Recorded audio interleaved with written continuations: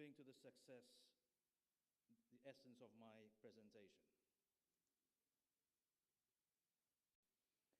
When designing such a database, there are 4 steps that I would consider following, as depicted in the slide. The first step is to devise policies that govern the database's use, and considerations include where the database is going to be located, how the system is going to be secured, who is going to administer it, who is going to have access to it, whether it will be interoperable with the systems, and tied to this, whether the information will be stored on a cloud-based server or on standalone servers. Every organization has its own objectives, so every organization must tailor-make its database according to its needs. But generally speaking, I would say that there are 3 categories of data which should be compiled. The first is, there we go. The first is vessel information data. So we're talking about stuff you all know about: the vessel name, the IMO, MMSI number, flag states, etc., etc. The second state, which gets a bit more interesting, is the activity and behavioral data. This is generally the information which will help you define whether a vessel is indeed a vessel of interest.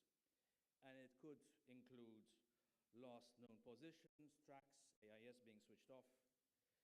It could include the voyage routes, the port history, communication behavior, cargo and fishing gear, encounters at sea, and satellite observations. And the last consideration is legal and intelligence information. So the reason of why the vessel is a vessel of interest, it could be piracy, it could be drug trafficking, incident reports, evidence links, and the status of the vessel. Sometimes they may be blacklisted. The third step to consider when compiling a database: identification of the sources of information, where you can get the information from. And the first logical step, in my view, is to partner with existing regional and international fusion centers, which already compile information. And these centers include the RMFIC, which you just heard Alex, the RMISC in Yemen, and Yeslim is part of that, MSC HOA, UNAFOR Atalanta, UK MTO, and others. The second option to acquire data is from international organizations. International organizations. And these include the UNFAO, and they have their Global Information Exchange System, which has a consolidated list of blacklisted vessels. Regional fisheries management arrangements. There's the Indian Ocean Tuna Commission, and there's the Southern Indian Ocean Fisheries Agreements. The IMO, which has got its Global Integrated Shipping Information System. And finally, Interpol, which has its I-24 system, which is, of course, only accessible to police authorities. The third option to acquire information is then from maritime domain-aware systems. There are those which are state-owned systems, and I include here SeaVision, NISHAR, and the VRMTC in Italy. There's not-for-profit systems, and I include SkyTruth and Skylight. And there are subscription systems, such as Mars, Windward, and Starboard. Finally, the fourth option of where information can be acquired is through information exchange platforms. And I list 5 here: SeaVision, Mercury, IRIS, NISHAR, and IORIS. And I will just go into a bit of detail on how IORIS can serve the implementation of vessel VIOs. So just one slide as a refresh of what IORIS is. It's a neutral and secure web-based tool. All information is compartmentalized within restricted and autonomous community areas, only accessible upon approval of the administrator. It offers messages and private chats, an interactive map. And what gets interesting now is that through the crisis response project, we have developed the capability to be able to tag vessels of interest, which can be categorized by threats in a common operational picture. So I'll show a couple of slides of this at the moment. So what you're seeing on the right-hand side are the messaging, and on the left-hand side is a button where we press it and we tag vessels. By tagging a vessel, you are not classifying them as a vessel of interest. But then, if you tag it as a vessel of interest, it transforms, and automatically a message is tied to it, indicating why the vessel has been classified as a vessel of interest. You can filter the messaging, and so you can have all your AIS vessels listed in one go. And what's interesting here is that if all your countries are inside the same common operational picture, you are all seeing the same vessels of interest depicted on the map. So this is something new that Crimario brings to the crisis response project.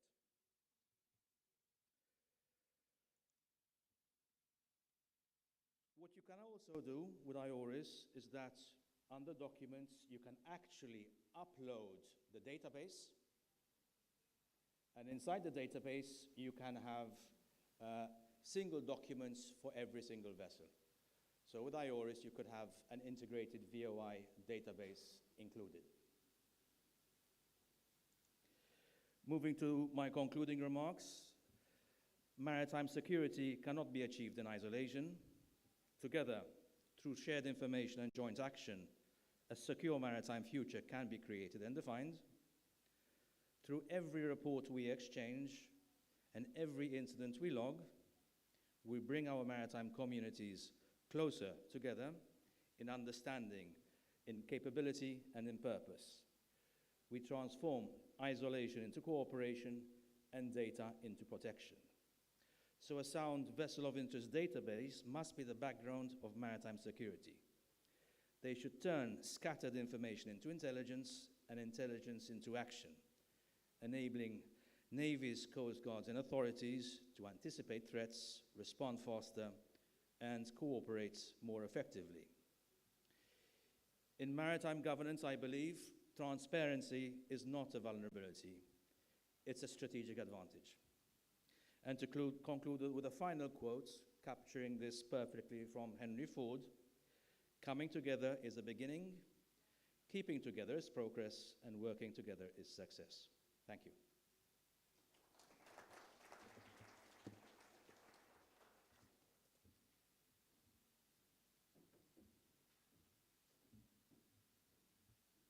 Thank you very much, Martin. It is the ambition of the Western Indian Ocean and the Gulf of Aden to develop a vessel of interest.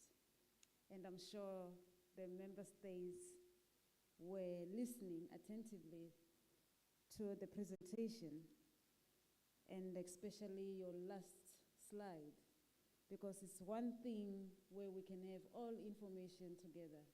But if we are not going to share the information and work together as partners, then we will not go anywhere, and the intended outcome will not be the result.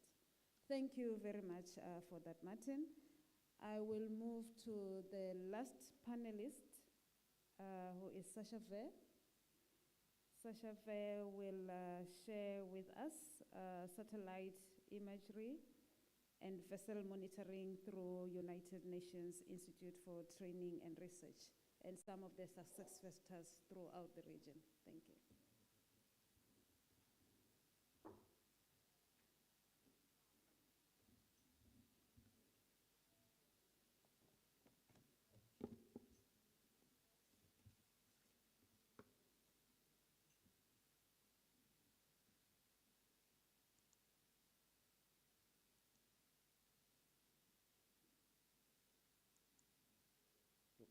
How do I get my presentation? Okay. Yeah, good morning, everyone, Excellencies, ambassadors, friends. First, thank you very much for the invitation to give the opportunity to introduce a tool for you which you could use to better observe or surveillance your area of responsibility and share information.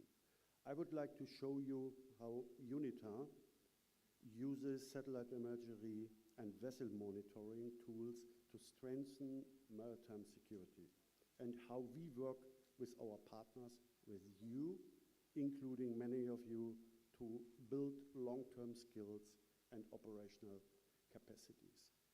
When I mean partners, this is not only the coastal states.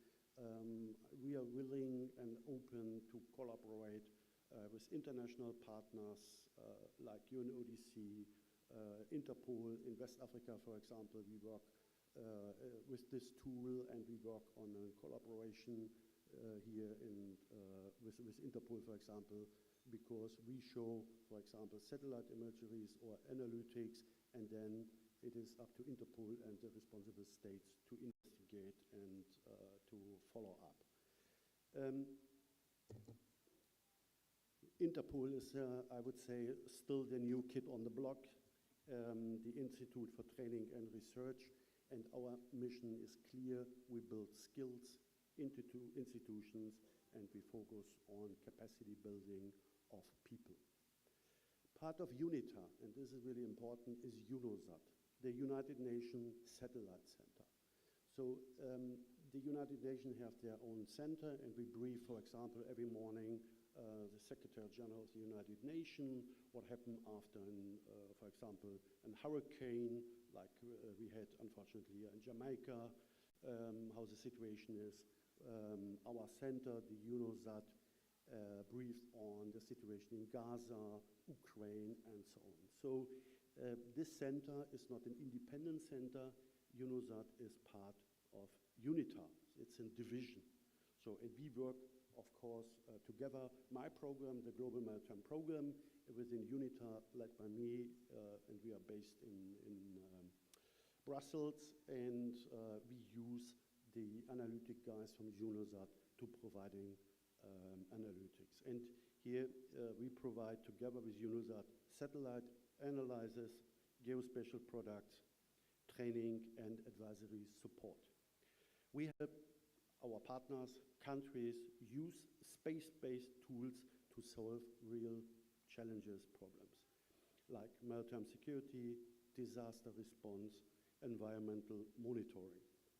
Our focus is not operational. Our focus is, like our mandate with UNITA, on capacity building. We don't do the work for you. We are enabling you to do it independently, maybe with our skills.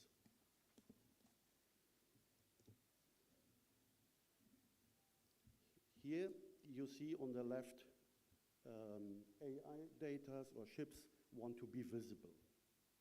In the middle, with the satellite imagery, this shows all vessels, even if AIS is on or off. On the right, when we compare both, we see a ship on the Imagine, but not on the AIS, and we call, of course, and you know this is a dark vessel. This method is one of the strongest tools to detect illegal fishing, smuggling, or other crimes and threats at sea.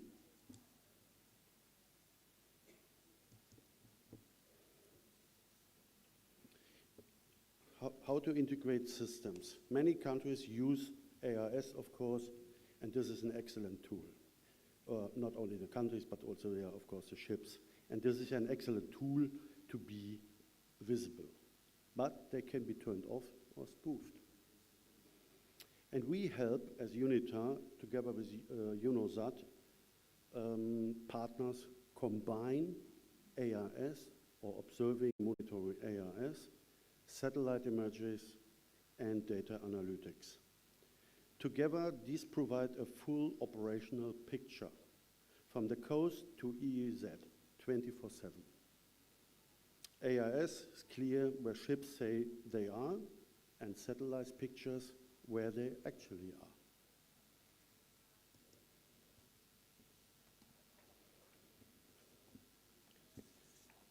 This, or some vessels deliberately switch off AIS, I mentioned before. They may be linked to crime, illegal fishing, smuggling, trafficking, and so on. We see also here, for example, after a natural disaster like a hurricane or a typhoon or a tsunami, how satellite pictures here can definitely help. Satellite imagery, both with radar, SRR, and optical, we can find definitely illegal activities on sea anyway. This is cost-effective, fast, evidence-based. Imagery can even serve as a forensic proof in investigation or court. I mentioned here Interpol as one of our partners before.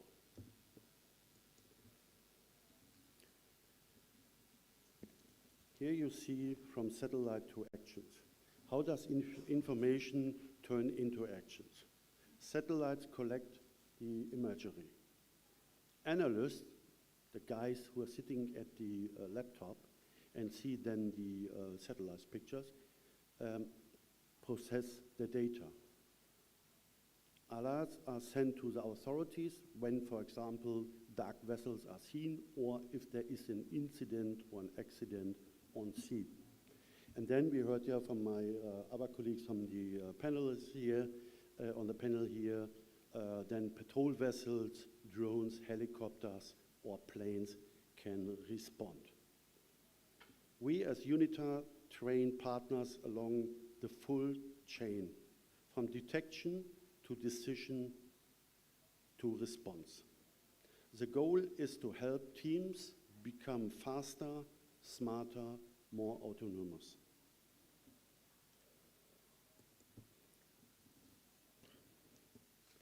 Before we train,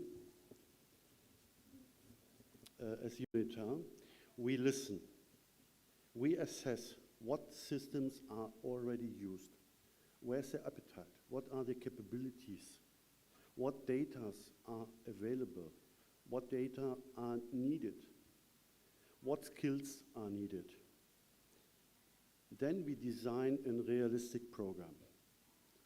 Short workshops, as an appetizer, I would say, or full multi-weeks missions. Training is made practical, hands-on, case-based, tailor-made, and we delivered already programs on 5 continents. Here you see my guys with a funny haircut, I would say, my space engineers, and they are currently in Guinea-Bissau in West Africa and do exactly this. They do a technical assessment, speak to Navy, to police, to the different ministries, and see the needs and what we can offer here.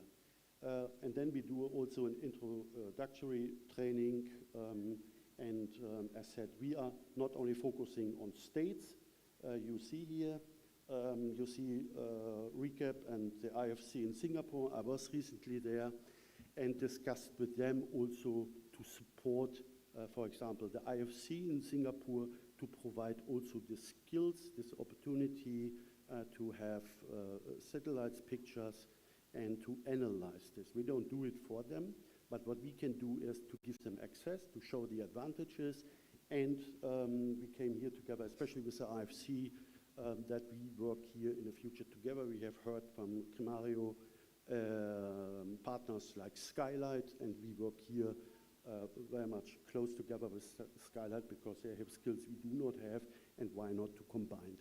In the IFC in Singapore, for example, there are a lot of liaison officers, and our aim is in the future also to train them that they transfer this capability in their countries.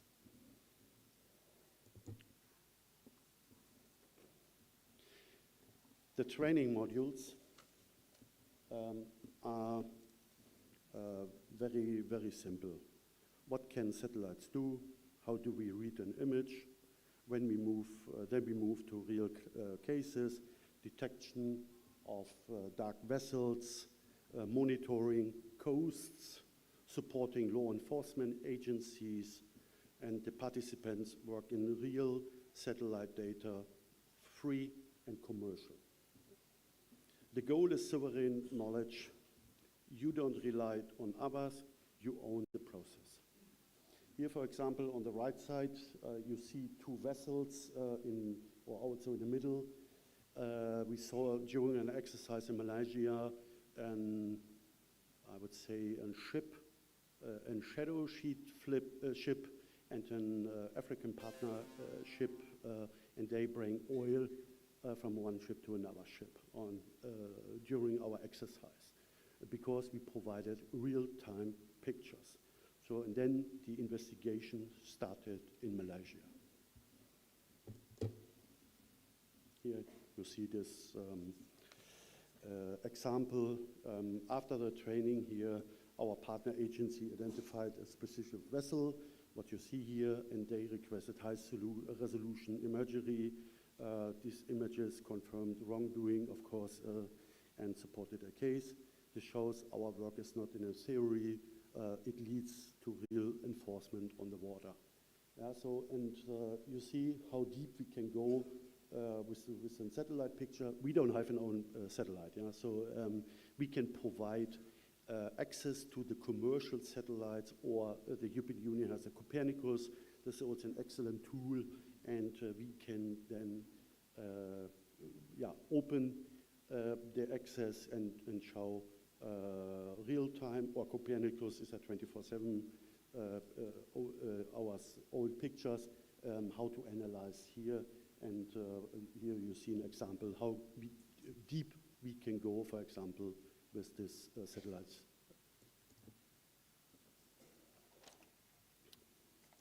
You see here the full maritime operation. Satellites do not replace ships or drones, they make them smarter. A typical mission is satellite identifies a specific zone, and for example, the idea is cost effective to send a drone to confirm, and then as a third step, then the national authorities can send a patrol vessel, helicopter, or teams to investigate and to verify. This, for example, we do in Malaysia also, and in Philippines. We opened or we showed them how to use the satellite pictures. We are providing also as UNITA long-range drones to the Navy and the Coast Guard, that they can send it. And then the last part, the response, is not so up to us. Here we use other agencies like UNODC or the US Coast Guard is visible there, that we use them and that they provide them training in this area. It is an operational ecosystem, space, air, and sea. We support our partners here in designing and operating such systems. Last page. Yeah, I said we do not have our own satellites, and we don't buy anyone, but we have the capability to show you how effective satellites can be. And then it's a question of funding, of course, how deep you want to go. If you want to see or have real-time pictures, we receive from a lot of countries that they want to see speedboats, for example, because they are smuggling, especially trucks, and some satellites have the capability that we can also observe or detect speedboats on sea, that the national authorities can do actions.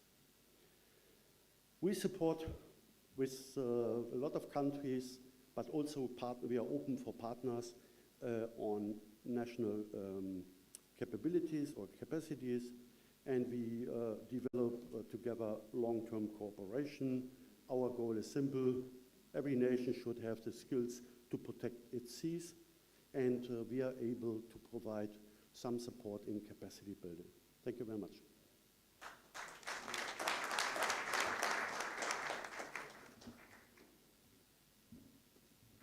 very much, Sasha Ve. Ladies and gentlemen, we are really running out of time. And I'm tasked to only take 2 hands. So if you can organize yourself with the 2 questions. I see already 3. Okay, but make them brief and short, and I am told that the other conversations can happen during lunch because the hosts really wants us to break for lunch. However, let me do the summation. Whilst you are making your questions short and sweet, thanks panelists for working with me in this tight shift. Thank you very much. Your inputs are very valuable. The first 2 panelists, they gave more insights that will help member states on the development of the national maritime information sharing centers. And we do have a framework or a guideline from the IMO for those 2 countries that are already developing a roadmap towards operationalization, and a value-based approach from India. Then the last 2 presentations are more on the enhancement of the information sharing network. For those member states that already have the centers, they can then incorporate the technology that has been presented here so that they can enhance the centers and collaborate further with other member states. And in the middle, we had a presentation about the regional center, focusing more on analyzing the information in order to give us accurate data that we need. And also the other center focusing on coordination of operations in response of the threats at sea. So colleagues, especially if you fall under the enhancement part, if your questions concerns the enhancements of information sharing center that you have, I will humbly request that you have a session with Martin and Sasha Ve. And for those on the development, yes, we can take. Assist me here, Mark Blaine, on the questions. I saw Tanzania, I saw Yemen, I saw Kenya, Mauritius. That's it, in that order. Okay, so in that order, can we take those questions? Thank you. Panelists will respond after all the questions. So please present your question and outline the topic at length, and your question must be precise so that at least one panelist can answer in order to save time. Thank you. Thank you. I don't have a question really. And let me stand in the protocol observed by previous speakers. Good afternoon. I'll be brief in giving an update on the current status and the progress regarding the United Republic of Tanzania National Maritime Information Sharing Center and its linkage to the National Maritime Security Committee. Our experience with the National Maritime Information Sharing Center and its linkage to the NMSC has demonstrated that information is power, and it's power only when it's shared, analyzed, and acted upon in a timely manner. Building on this foundation, Tanzania believes that strengthening the ISN will bridge national and regional efforts by ensuring that local insights feed into regional situational awareness, promote trust and transparency among member states, reinforcing the principle that maritime security is a shared responsibility, to enable rapid response to evolving threats such as piracy, illicit trafficking, and IUU fishing through coordinated alerts and joint action, and supports capacity building by harmonizing practices, tools, and training across the region. Excellencies, the government of Tanzania is very grateful to the EU for technical and financial assistance that has played a core role in this journey. Its continued engagement has been fundamental to the advancement of the National Maritime Information Sharing Center development and regional cooperation. In this regard, our country is committed to the development of SOPs with a view to ensuring efficient coordination and smooth information exchange in all matters of maritime interest. Equally, we are also working hard towards the achievement of full operation capacity for our National Maritime Information Sharing Center in line with what was envisioned in the DSOC-JA. Let me reiterate Tanzania's strong commitment to regional collaboration and its active contribution to the shared goal of safe, secure, and sustainable seas in the Western Indian Ocean and Red Sea region. Thank you.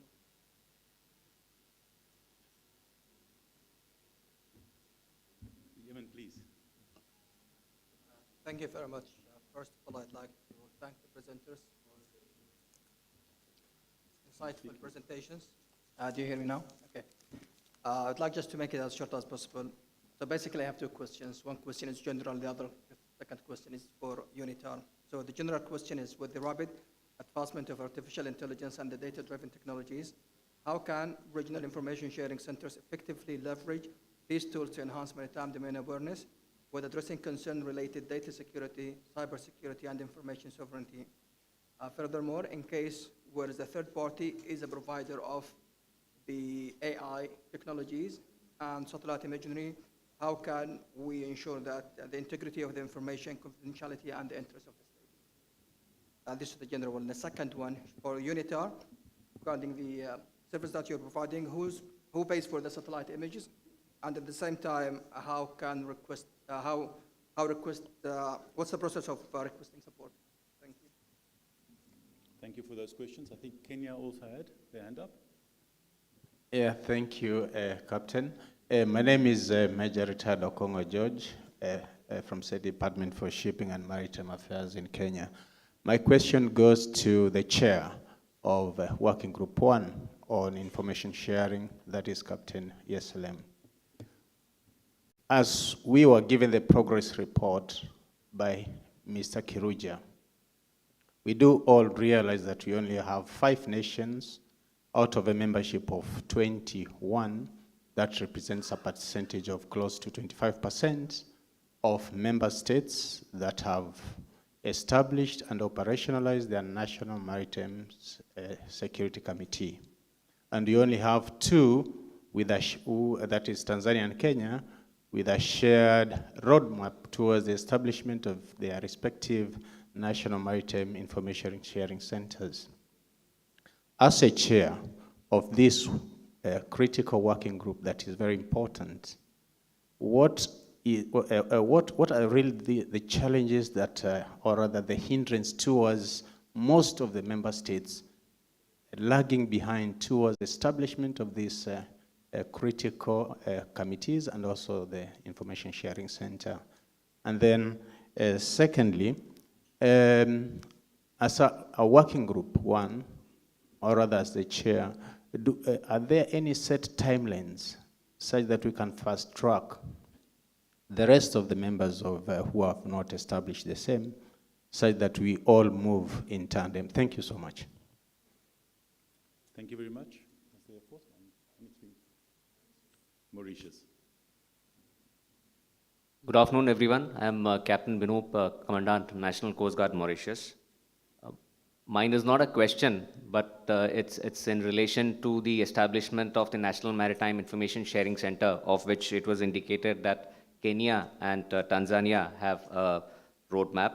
I thought I'll just give an update on the progress of the establishment of the National Maritime Information Center at Mauritius. As it was highlighted earlier, we already have a consultant from India who's in Mauritius. And with his support, considerable progress has been made towards making the pathway for establishment of the National Center at Mauritius. A roadmap has indeed been created in Mauritius. The funding commitment for the National Center has already been obtained, and a detailed implementation plan has already been prepared by the consultant, which is presently under deliberation with all the internal stakeholders at the government of Mauritius. And as mandated by the DCOC Jeddah Amendment, the NMIC in Mauritius is envisaged as a dedicated multi-agency national hub for information sharing, both with the internal stakeholders within the Mauritius who are looking after maritime security, as well as with the external stakeholders of the RMIFC, RCOC, IFC, IOR, and other sharing centers, national sharing centers. Our NMIC would also be a formal link with the DCOC information sharing network, and the NMIC of Mauritius is designed to reflect the international best practices of regional cooperation under the DCOC framework while meeting the core national maritime and national requirements. Soon, we should hopefully have the National Maritime Information Sharing Center established in Mauritius. Thank you. Thank you very much for that update, Mauritius, and it's really looking good the way you are progressing with that one. Can I ask that we have questions from Yemen, and we've got questions from Kenya. The others were statements. Can you, maybe working group one, you can commence with the answers?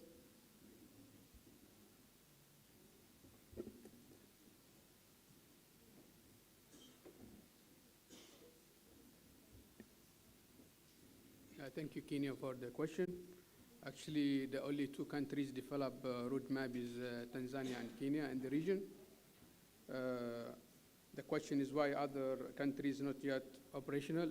So actually, there's internal national problem. Coordination between the national agencies is not easy in some countries. So that's why they don't establish their national maritime information sharing centers. Also, they have some technical and financial constraints that don't allow them to join us and make their national maritime sharing centers operational. The second question is you're asking about any time for the countries to follow all the rest of the country.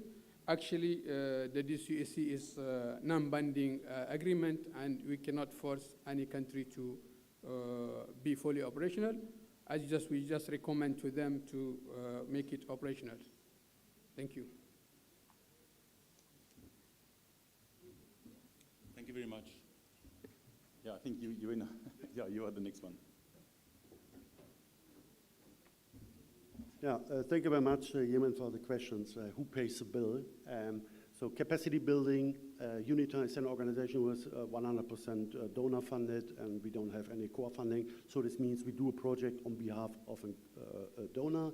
And here in Djibouti Code of Conduct area, we have my country behind us. This is Germany.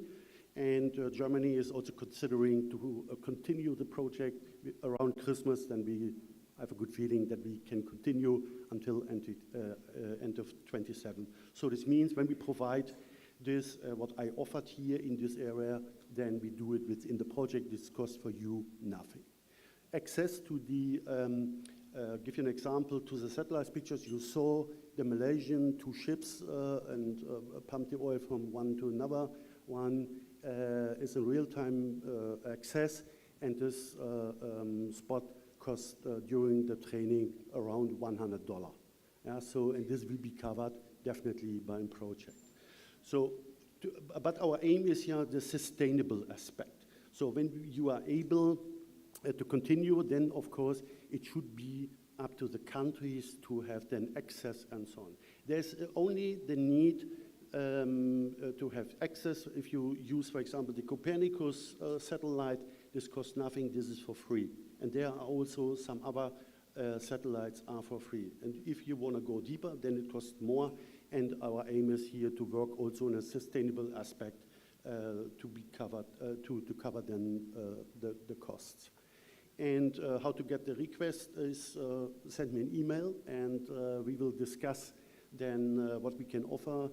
I said offer this year here to the Djibouti Code of Conduct State and to the partners. We have joint trainings with Atalanta, with CMF, and so on, and I would like to do more with the international partners, but also with the other partners, so we can discuss this. And I transfer this to our donor back to Germany, that they know where the funding is and what we, that they give us a political okay to continue in the different areas. So I can share definitely my contact details. You can, I have my business card here, and then we can have also technical discussions also for free with my space engineers, and I have also a space lawyer to follow up and play ping pong. Thank you. Thank you very much for those answers to those very good questions on that. Mr. Jose Mathekal would just like to make one comment pertaining to the specific panel.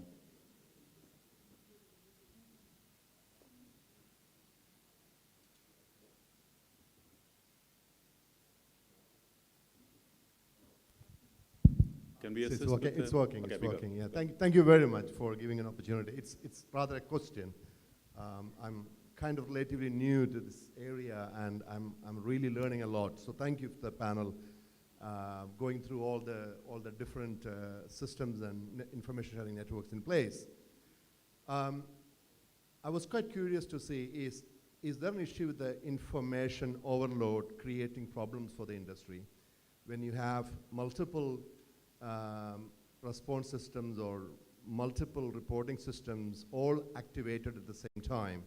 Because I understand that the industry sometimes say that it could create confusion, right? So a load of information is not always helpful, but validated information coming from one place is very helpful. So I just wonder, how do we see this going in this space with these multiple systems in operation? How do we converge so that ultimately it benefits the industry, which is the ultimate customer of all this? So I'm just trying to understand how the various contributors see this. Thank you.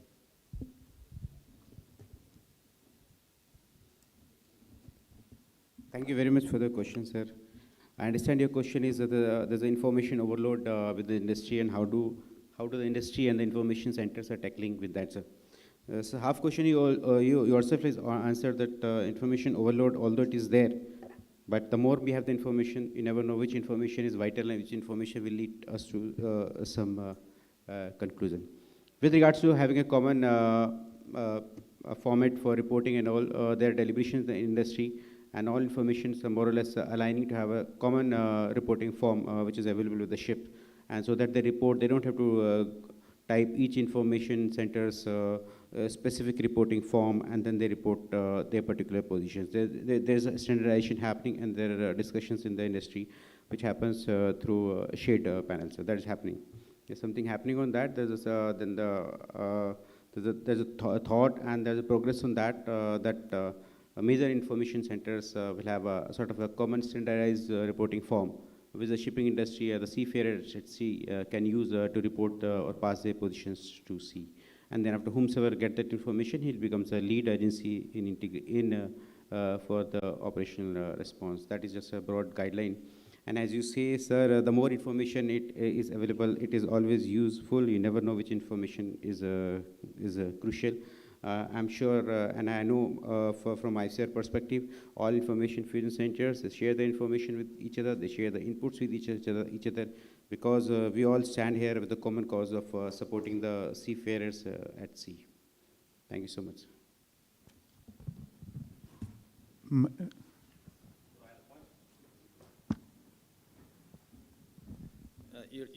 You'll get a biased opinion from me. So many of the people here know that I have been promoting a common information sharing system called IORIS. So this is an EU-funded system for the region. And I think there's a difference when you talk about systems. There are systems which the shipping industry needs to get raw products information. And then there are systems to communicate. So the system that this EU-funded project is pushing, IORIS, is a system which offers an option to communication systems. So it offers an option to VHF radio, to Inmarsat Charlie, to sat phone, and it's like a kind of WhatsApp for the sea, right? And this has been used with great success in the Red Sea. Over 250 merchant ships have used IORIS with the EU operations for escort duties, so this is out there. Thank you. Oh.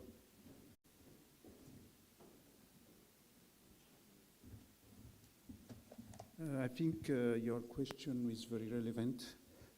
We cannot have eye at sea at any time, anywhere. So the support from the maritime industry is key. And for that, there is the mechanism called voluntary community report explained by our the representative of IFC-IOR also all the IFC center. The goal is to have the information, to check the informations from various sources that is available, and to share the risk for the ships that is transiting in the area. And it is very widespread in the Red Sea, of course. There is the platforms Mercury, of course, for that also. And for us, we are still developing, and we work closely with every signatory states to have the link with all the ships, the fleet. And we have also the international liaison officers who can directly have some contact with the owner of the vessel. Thank you.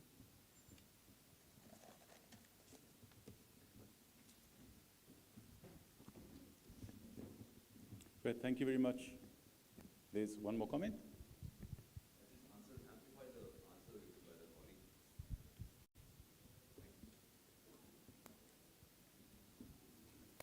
Thank you, Mark.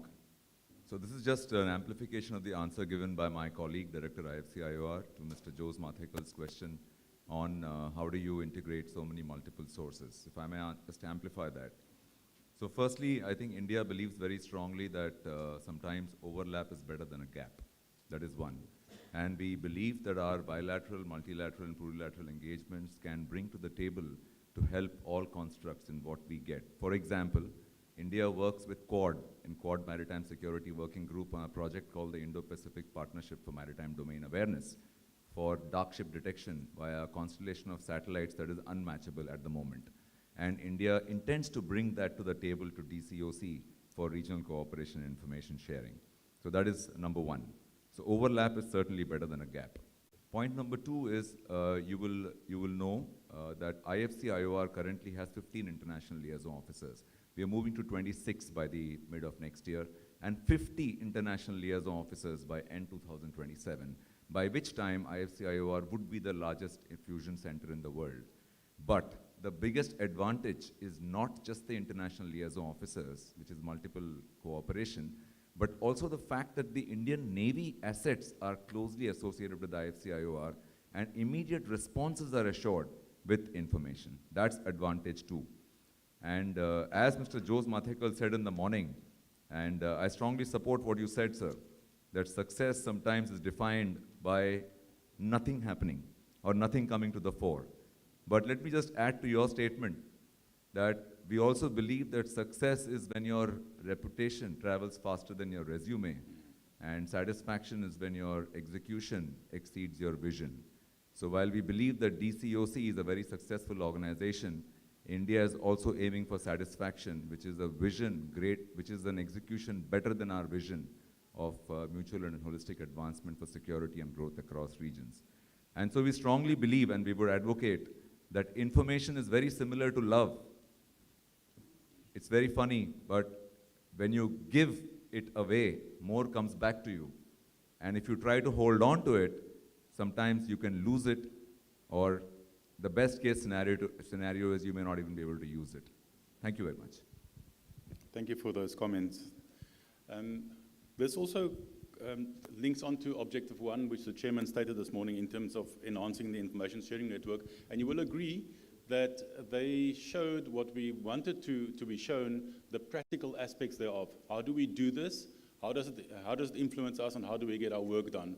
So maybe you can join me in giving a hand to the chair, which was Ms. Mashudu, and her panel, which really gave us a good presentations on what they are doing in especially information sharing.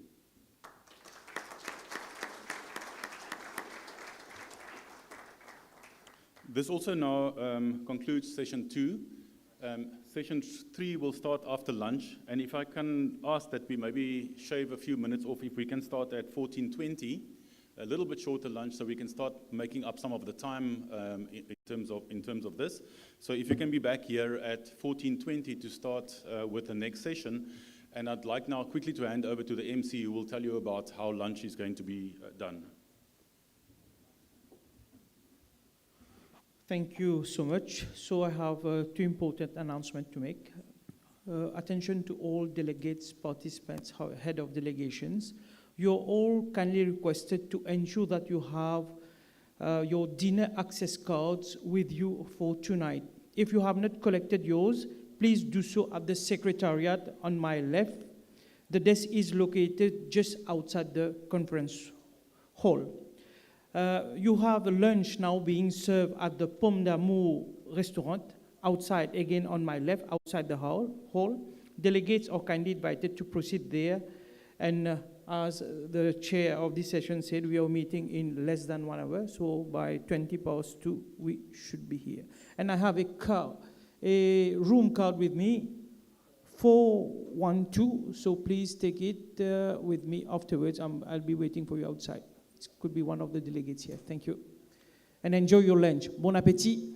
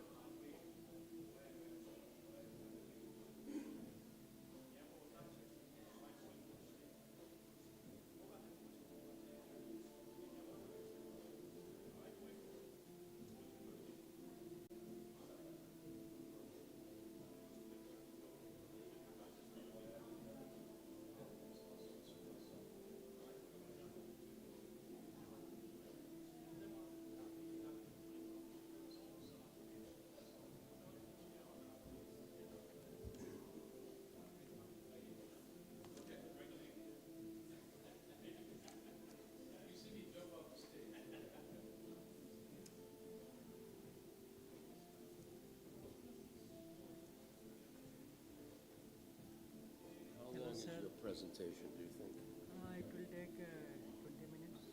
You only have 10. 10 minutes? You only have 10. Those are the rules. See, it says right here, 10 to 12 minutes. I'll try my best to finish within 12 minutes.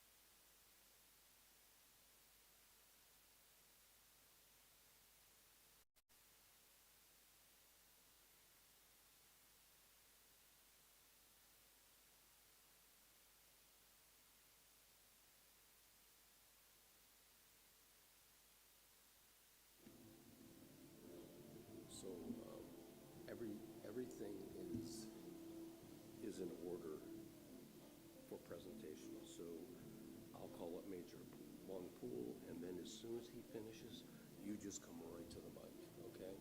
I will introduce you in the beginning, but don't hesitate. Once Major Pool sits down, you go right up and provide your presentation. Right. Does that sound good? Yeah, it sounds good. Okay, and then when you finish, I'll come in and introduce these two. Okay, thank you. Thank you, sir.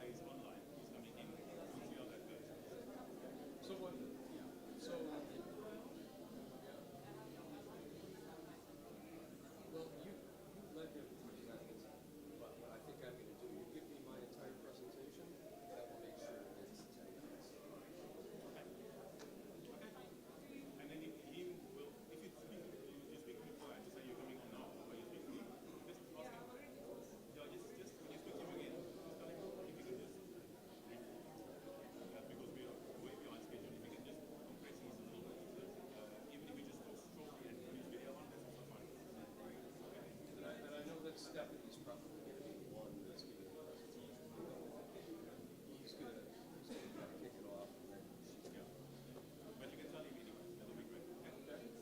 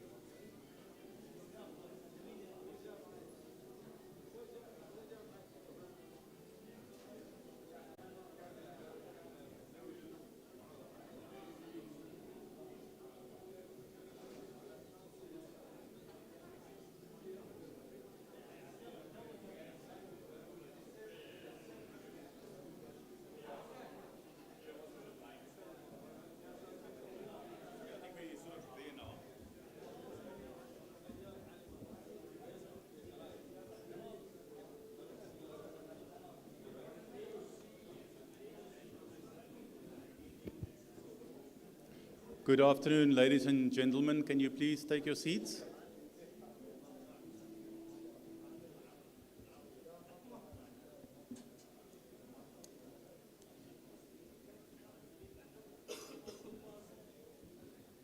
We'd like to commence with session 3, as we're already running behind schedule.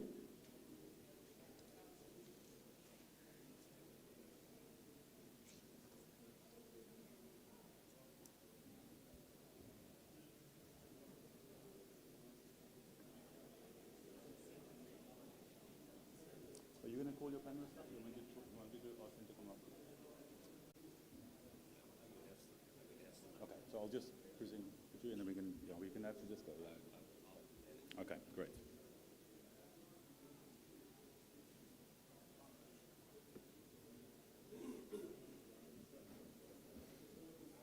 Thank you, ladies and gentlemen. Can we please take our seats so we can continue?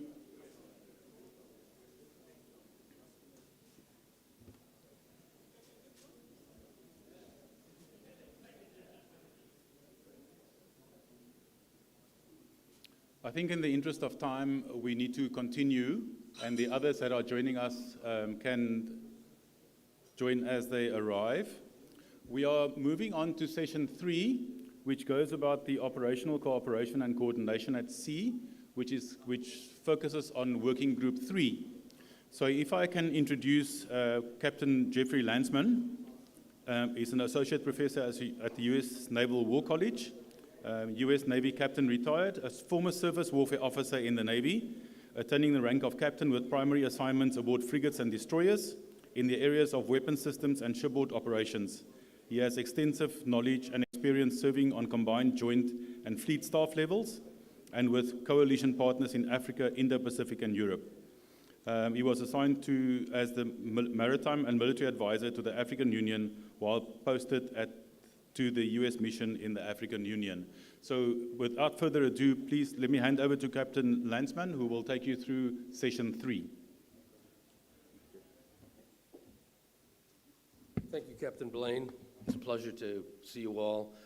I'm so fortunate to have everyone who's just had a meal to come into the afternoon because we all want to take a nap. So we'll do our best here. So could you bring up my presentation, please?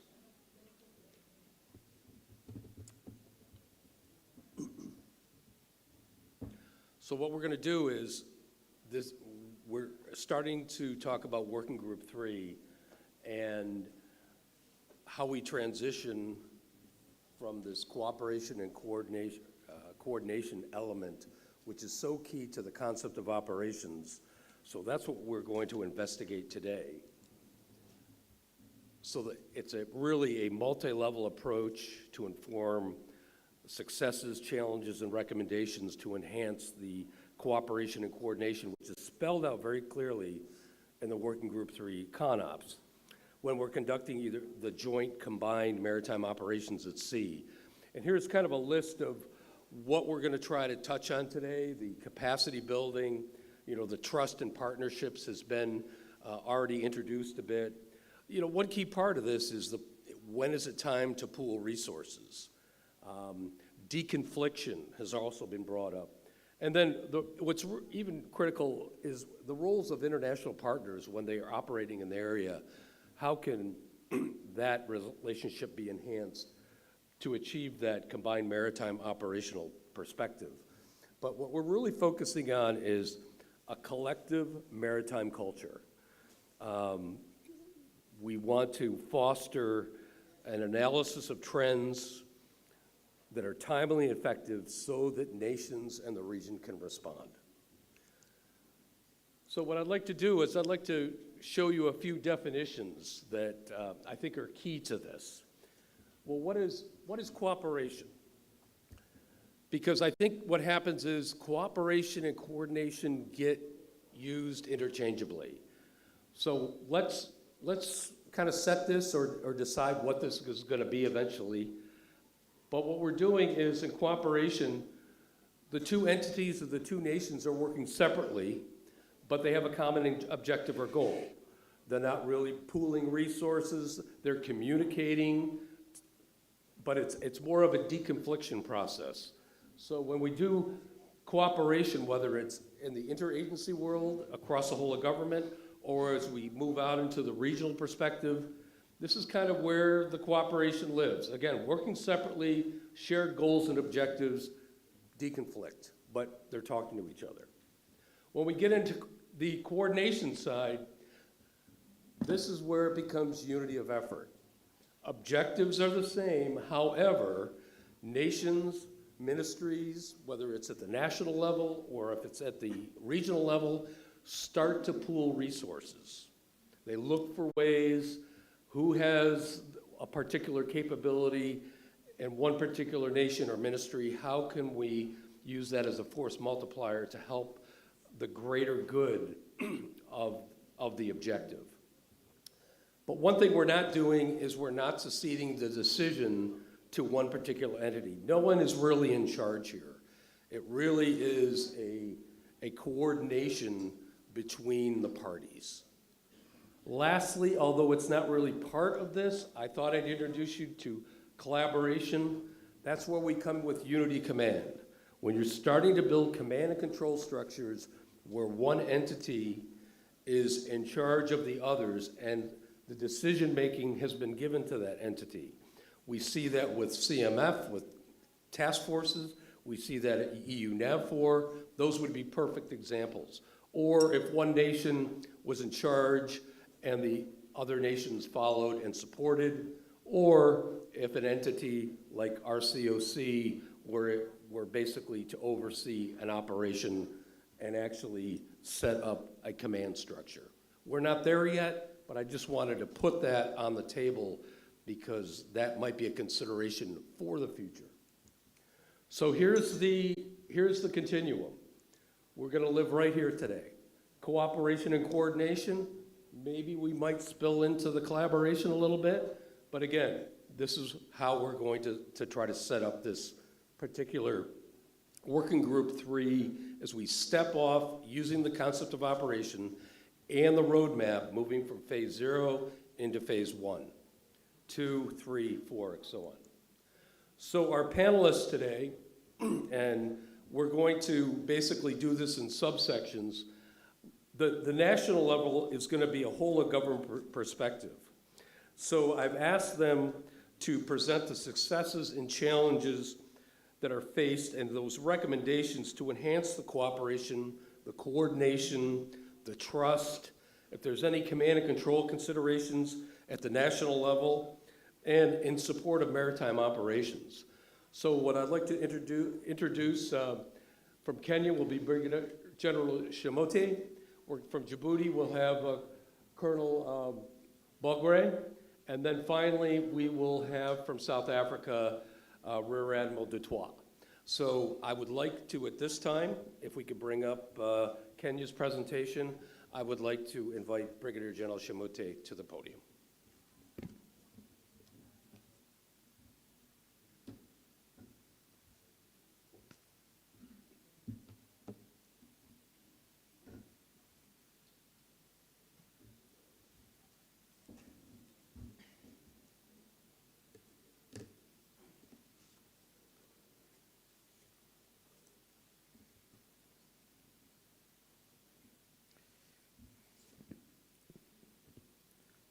Excellencies, distinguished delegates, friends of DCOC, ladies and gentlemen, I salute you all. Good afternoon, and I believe we enjoyed our lunch. I am Brigadier Mohammed Shemote, Commander Kenya Navy Fleet, and I have the honor on behalf of the chairperson of the Working Group 3 of the Djibouti Code of Conduct to share with you Kenya's perspective on how best to implement Working Group 3's terms of reference, concept of operation, and the roadmap. As a way of introduction,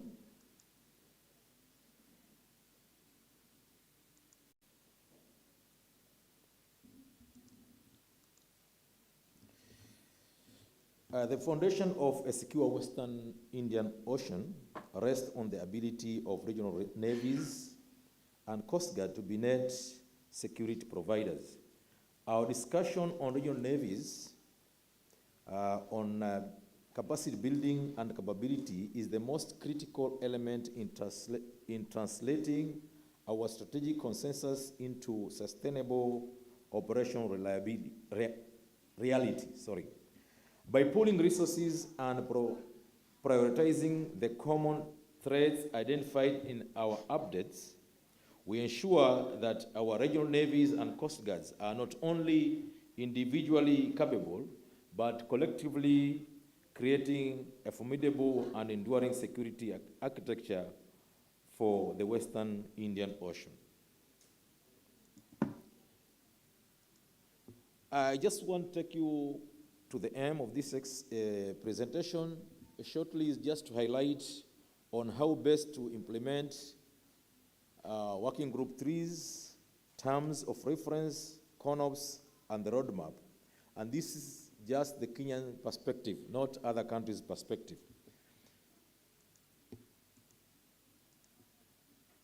My scope will cover the items as shown on the slide.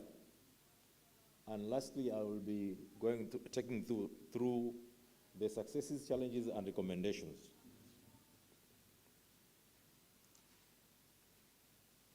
I may start with the pillars on capacity building, and I have identified some, which include the maritime operations. I'll be talking about information sharing, interagency and integration and support, legal finish, and the trust. But mainly, if I start with the pillar and look at the success of the first pillar, which is maritime operations, we can see for effectiveness of drug and arms trafficking interdiction and prosecution, Kenya Navy has regular joint patrols with the Kenya Coast Guard in Kenya in our own area of responsibility. And this one is part of the interagency integration. But still, if you look at it, you can still see some challenges which are focused mostly on the sustainability and the reach. And this limits operational endurance and deep sea reach of regional assets. There's also another concern of lack of standard rules of engagement across the Djibouti Code of Conduct, Jeddah Amendment nations. And this is a very big concern so far. And we are trying to find the best way to deal with that. Then the other part is information sharing. And we can see we are not only operating alone, we have seen the regional boards and centers, including the Regional Maritime Information Fusion Center, the Regional Coordination Operations Center, and some information sharing tools integration. Kenya is making efforts to develop a National Maritime Information Sharing Center right now with assistance from our brothers from India, which is one of the areas right now we are pursuing. And we still have issues on that, some challenges on trust deficit and timeliness. And this one is about reluctance to share sensitive data due to national sovereignty concerns. Information silos between military, law enforcement, and custom agencies. And this we found is another obstacle we are meeting because everybody is looking at the private information he is receiving and how much he can share with others. Now, when addressing interagency, integration, and support, Kenya is taking the whole of government approach model. And in this case, you can see Kenya Navy is part of the National Maritime Security Committee, which consists of all maritime stakeholders and has the overarching mandate to address maritime security in Kenya. And under the National Maritime Security Committee, there are 4 subcommittees which include the Maritime Domain Awareness, which is the Information Sharing Center, and establishing the National Maritime Security Information Center. Maritime National Maritime Information Sharing Center, which is in progress, as said, and we are getting support from the Indian government. And we still have challenges on that, and that one of the challenges we found is the legal and policy harmonization. We are looking at those sides. We want to see if legally some of these things will match with what we have already on our table. Then another concern in this, the main pillar we are looking at is the legal finish. And we found from the current case, which was mentioned earlier here, about the seized vessel carrying about 800 kilograms of drugs or narcotics. It is not easy. One lawyer said you may have evidence, you may have the criminals, but you may not have case in court.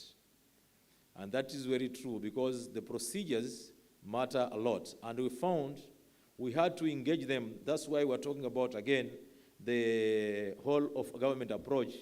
And we were approached from the beginning that we need to incorporate all these agencies before that case starts.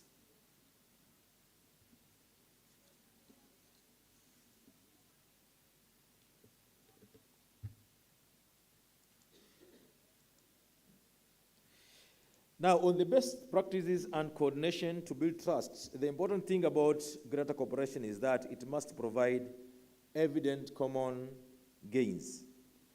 There are a number of items here, but I'll just pick three. We are talking about the agreed approaches or the best practices. And in this case, we must embed the 3 C's which were mentioned just before I appeared here. The coordination, collaboration, and cooperation, and which will always be likely at the tactical level.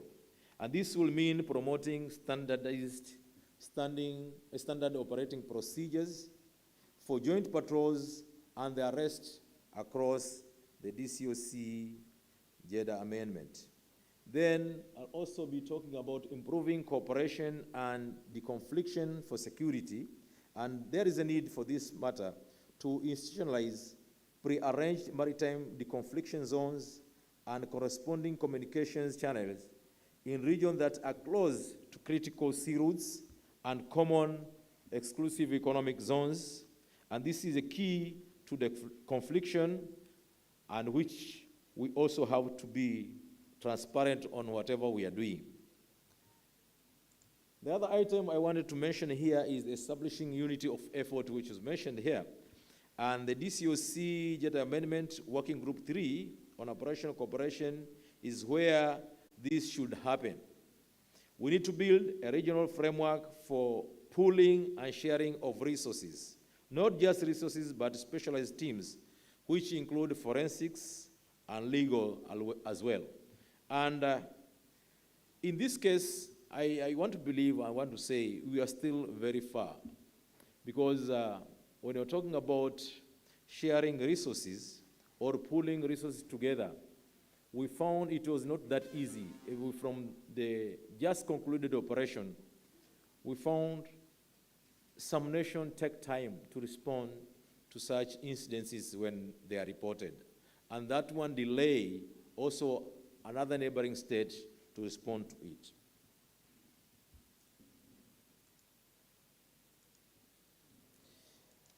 Now, on the role of the international level partners are critical not as a security presence, but as strategic enablers and capacity developers.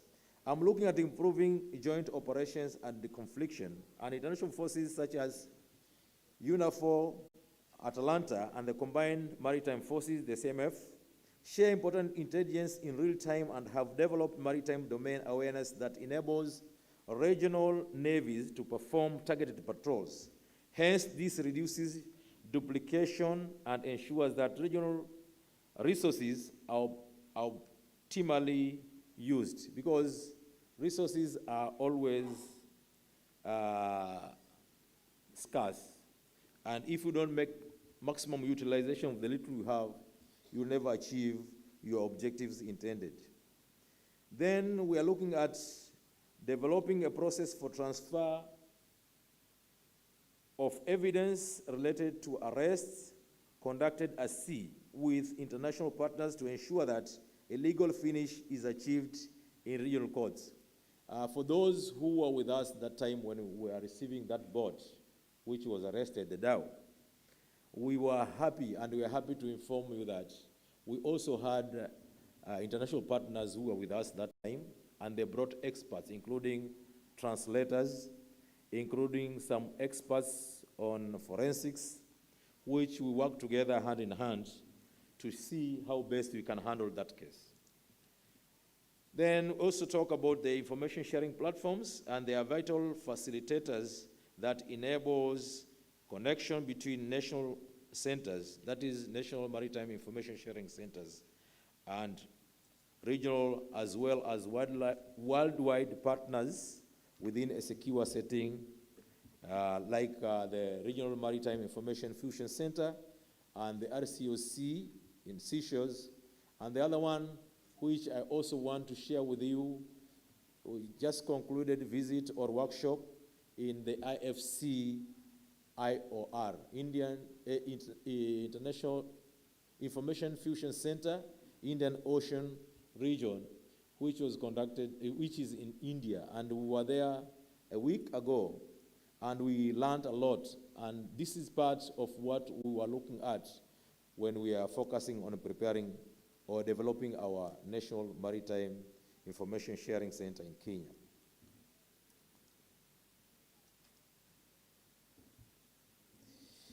Then we are looking at the guidance on joint maritime operations.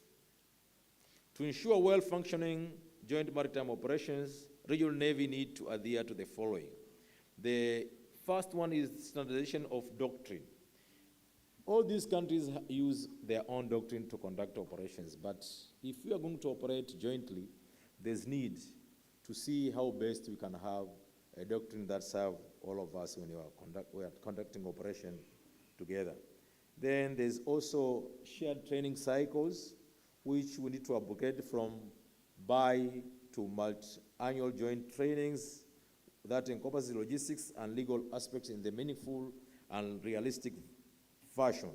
We have a very good example of Usalama Baharini. Then the other issue we'll be talking about is the command, control, and communication. And we really need to develop compatible and encrypted communications capability to ensure secure and dependable command and control between multinational operational headquarters. Then the other part we'll be talking about is the whole of government approach. In addition to the previous mention on whole of government approach, a perfect example in Kenya is embraced through the Blue Economy vision. The role of the Kenya Navy is to offer a security shield that guards all economic activity undertaken by civilian agencies. This includes the fisheries, ports, and tourism. The above integration is facilitated through National Maritime Security Committee in order to ensure that intelligence derived in the Navy can indeed be used in the actionable format for Kenya Coast Guard Services, which is the law enforcer, the KMA, which is the regulatory organ, and the ODPP, which is the Office of the Director of Public Prosecution, as well as focused on security to justice. Then, just take you, to summarize all these things, I've come up with this table. We are looking at the four major aspects here: the cooperation, coordination, command, and control, then the trust. This is self-explanatory, but just take one or two of these to explain. If we're looking at the whole of government approach model, we are talking about the successful joint drug and arms interdiction, demonstrating seamless execution of interdiction, evidence chain, and prosecution. I'm talking about the legal finish in this case. And if we don't cooperate, I'm telling you again, that is the words I got, you have the drugs or narcotics, you have the criminal, but you don't have case in court.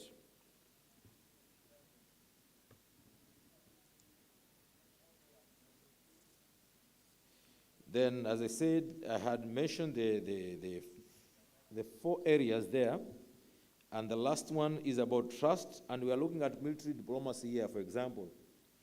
And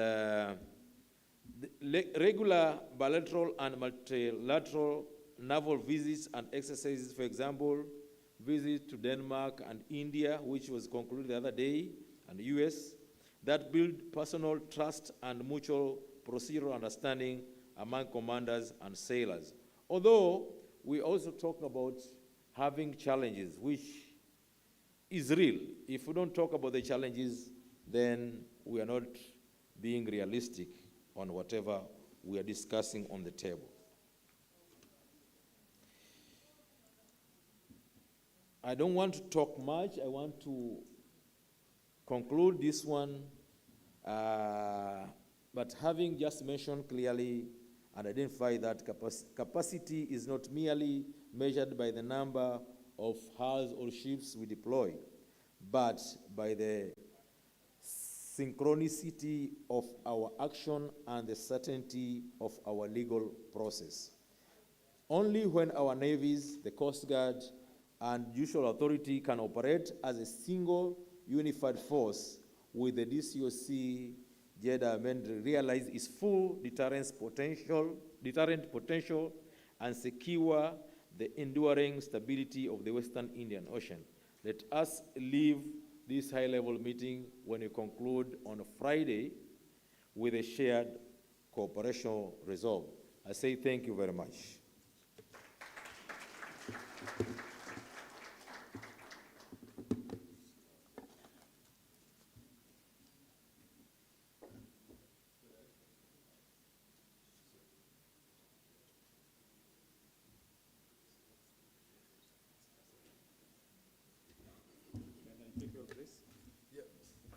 Okay. Good evening, everybody. I think after lunch, everybody wants to sleep, right? So I would like to get your attention. I want to be longer. I will try to shorten it, which I say. I'm Colonel Wise, Djibouti Coast Guard Commandant for Djibouti.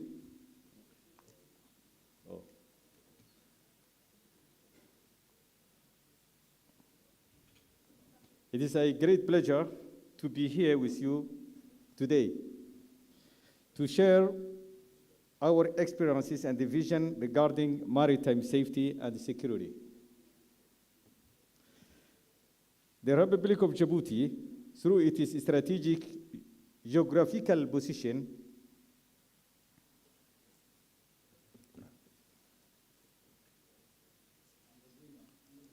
green one? Okay.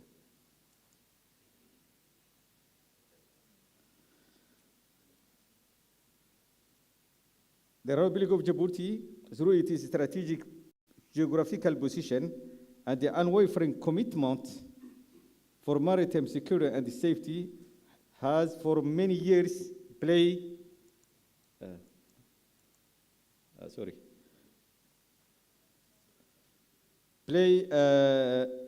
a key role to maintaining regional stability and the maritime security. The Republic of Djibouti is also the holder of Djibouti Code of Conduct, signed 2009, and under the auspices of the International Maritime Organization, IMO. This code today represents the fundamental framework for maritime cooperation in the Red Sea and the Western Indian Ocean. It has established the foundation of collective and the coordination approach to address common goals and to address common threats such as piracy, illicit trafficking, and the illegal fishing.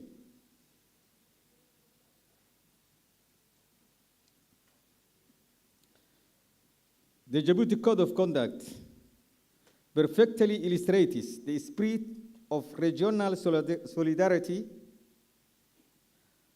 that unites the Republic of Djibouti with its partners. It symbolizes our shared determination to make our seas safe, free, and sustainable space, saving the prosperity of all our nations.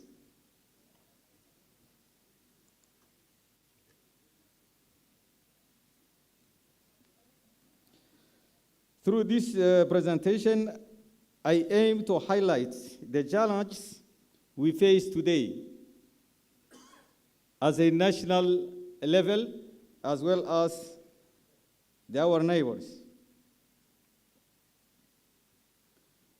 The progress we achieved last 15 years.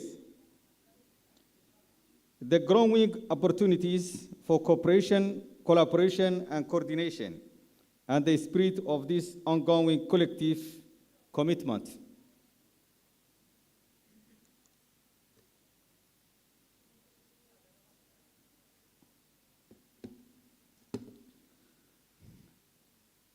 Djibouti occupies a unique and strategic geographical position while it is located the crossroad of the Red Sea and the Indian Ocean. Our territory oversees one of the busiest shipping line corridor, which is the Bab el-Mandab Strait. This position gives Djibouti big responsibilities to ensure freedom of navigation and safeguard international trade between the continents.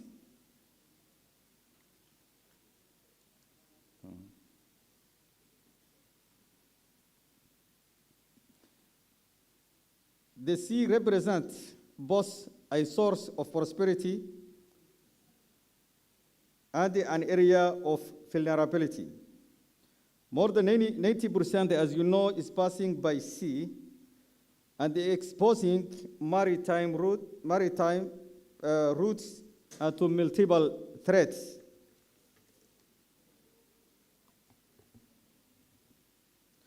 Therefore, maritime security is inseparable from global economic and energy security.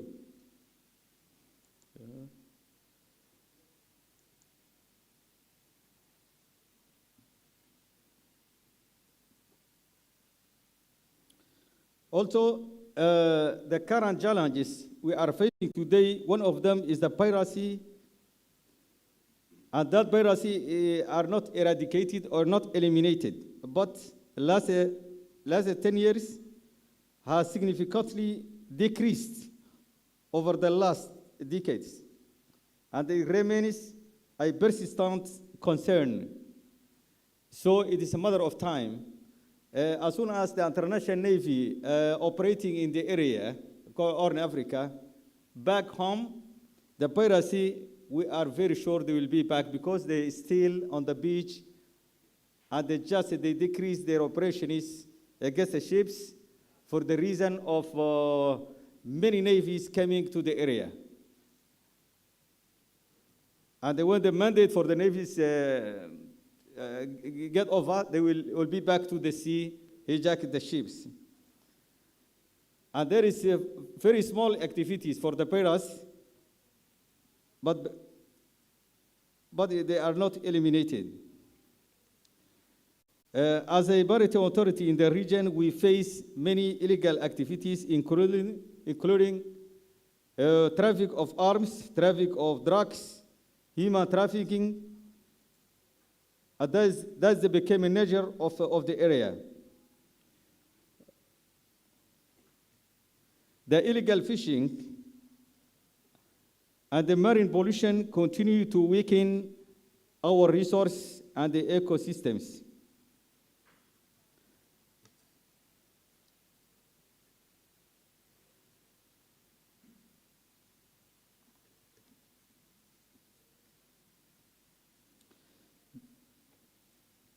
The mission is to prevent, the mission of the Coast Guard and as well as the Navy is to protect the sovereignty and to protect ECC, developing the national surveillances and the control capabilities to essential to maintaining regional stability. The measure is taken by Republic of Djibouti when they pop up the piracy as well as the armed robbery in the area is Horn Africa. The Djiboutian government took several decisions, including to establish the Coast Guard, which didn't exist before. And they became a refueling center for international Navy, came to help us to secure the maritime security and the safety in Horn Africa. Side by side, the Djibouti signed also the Djibouti Code of Conduct is the part of the measures taken by the government. The Djiboutian Coast Guard is a modern cooperative institution which cooperates all the navies and all the Coast Guard and maritime authorities to conduct missions in surveillances, law enforcement, search and rescue, and port protection as well, and the maritime and the protect maritime transportation in the area. On the other hand, we share all the navies and the Coast Guard operating in the area. And the last accident happened in Gulf of Aden. We shared the operation search and rescue with the SPIRS, Atlant forces. We sent our patrol boats to help them for escorting toward to Djibouti ports, the evacuees.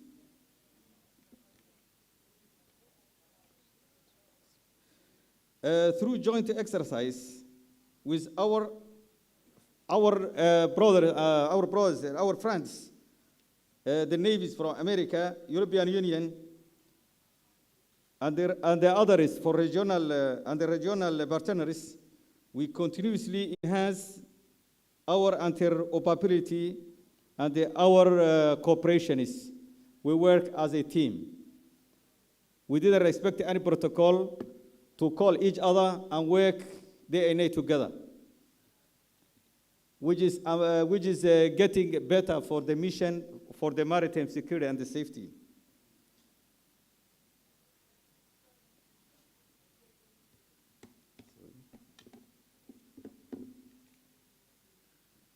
Our strategy is based on three main priorities: modernizing the capabilities for the personnel for the Coast Guard, and deepening cooperation, collaboration, communication in national level, regional level, as well as international level, and developing the human resource.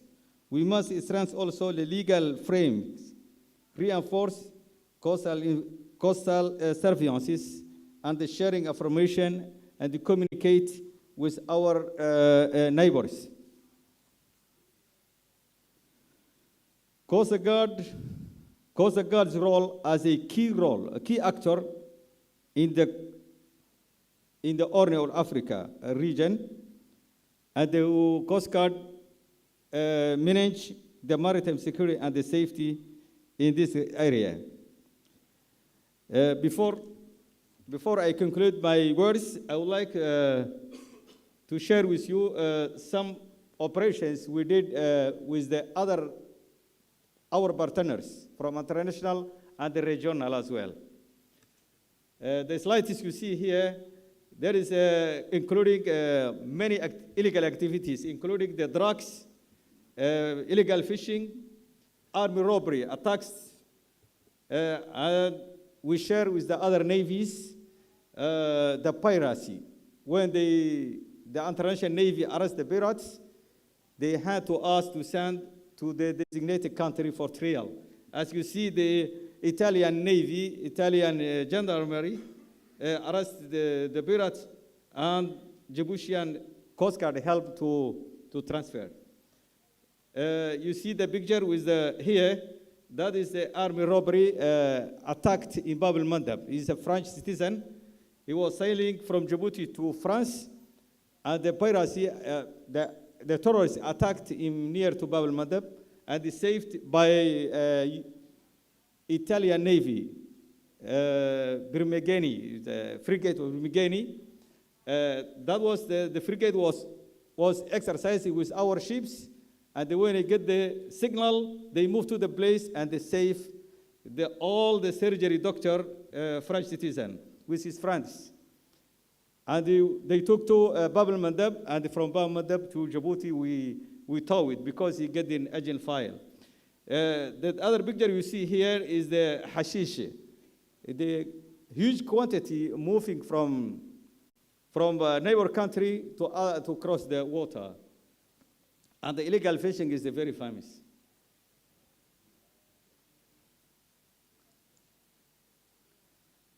Those is the one of the exercises we set up the international navies and Coast Guard to enhance the maritime security and the safety. And which is the middle, we set up the exercise with the Japanese Coast Guard and the Japanese Self-Defense Navy to set up how to transfer the pirates when they arrest at sea.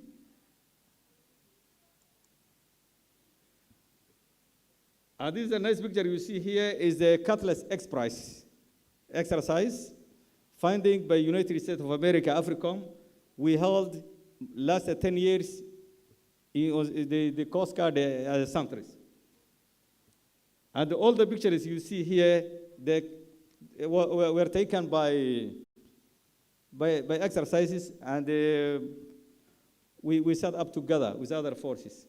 The last exercise was ISAF, Africa Standby Force.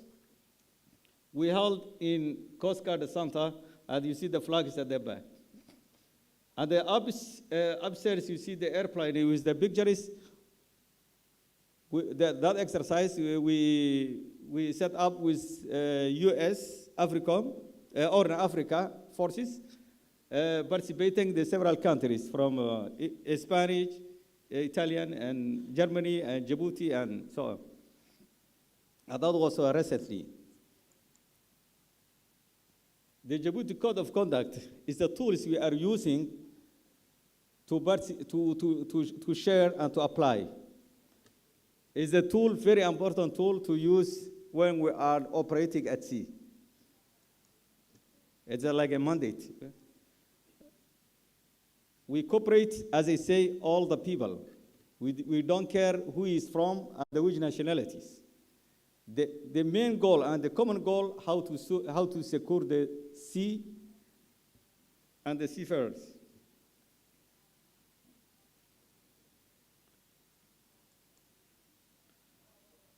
This is some pictures coming from the search and rescue. We try to participate during the attacks against the ships in Gulf of Aden.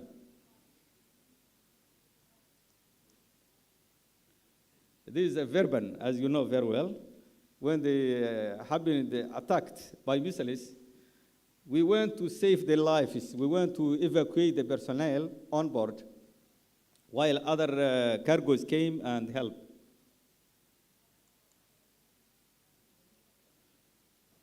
There are some attacks, and this is the challenges we have today in Red Sea, south of Red Sea, and Bab el-Mandab, and the Gulf of Aden. Thanks God, last few months of the ceasefire in Gaza, we got relaxed a little bit because the attacks decreased. This is a regional cooperation. I would like to congratulate and thank Mr. Merton, IORIS. We used the IORIS network, and we used the other network also, but the IORIS, we save lives. We facilitated for us to communicate the others as well. So I would like to thank Crimario and Merton for this network we set up, and they expand and became very beneficial for our operations.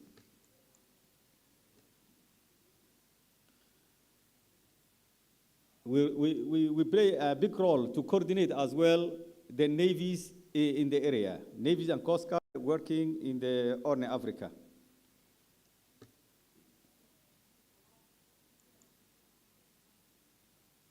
This is one picture taken when we work to evacuate the personnel on board Verban. Cargo Verban was happened by attack.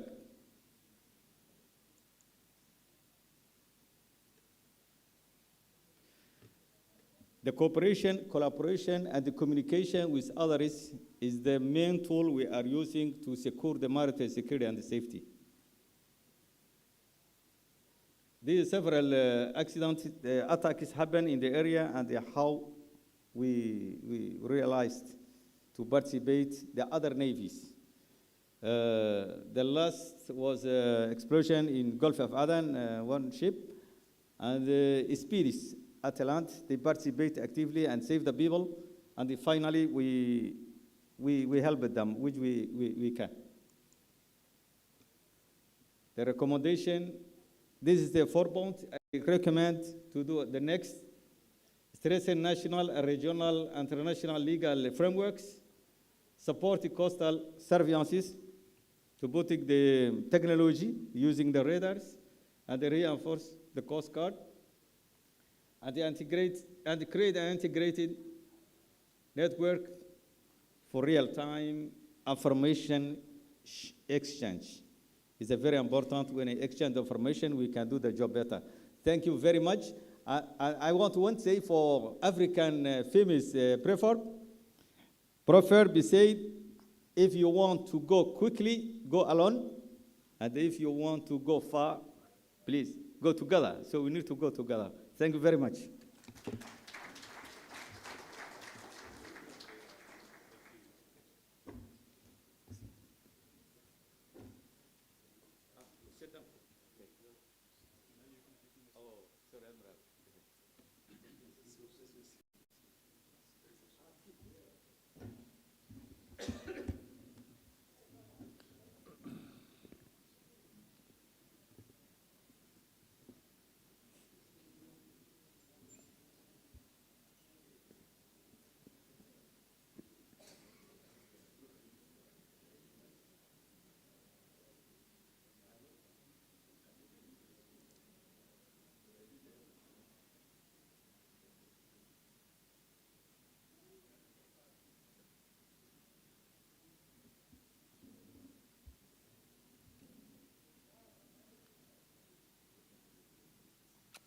Good afternoon, members of the 8th high-level meeting gathered here today. I'm Rear Admiral Junior Grade Francois de Tooy, Director Maritime Warfare of the South African Navy.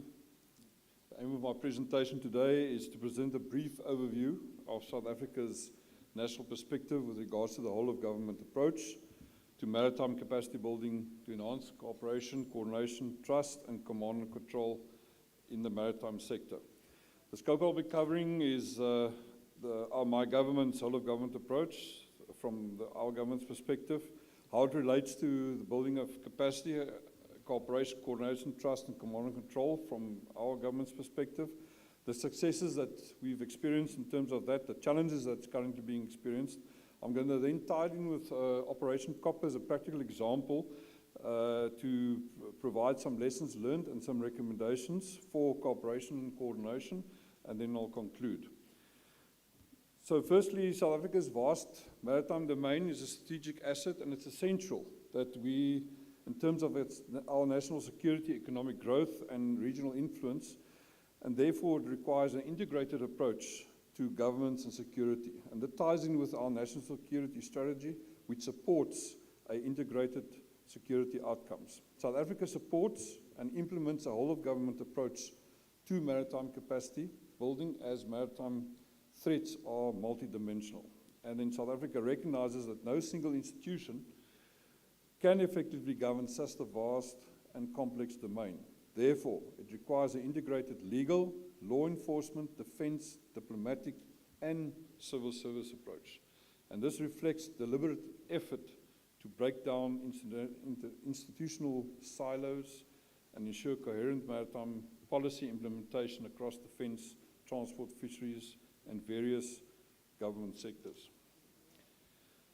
So, this whole-of-government approach then establishes national governments, enables interoperable command and control, builds trust between agencies and regional partners, and focuses capacity building on sustainable institutional outcomes, rather than once-off projects.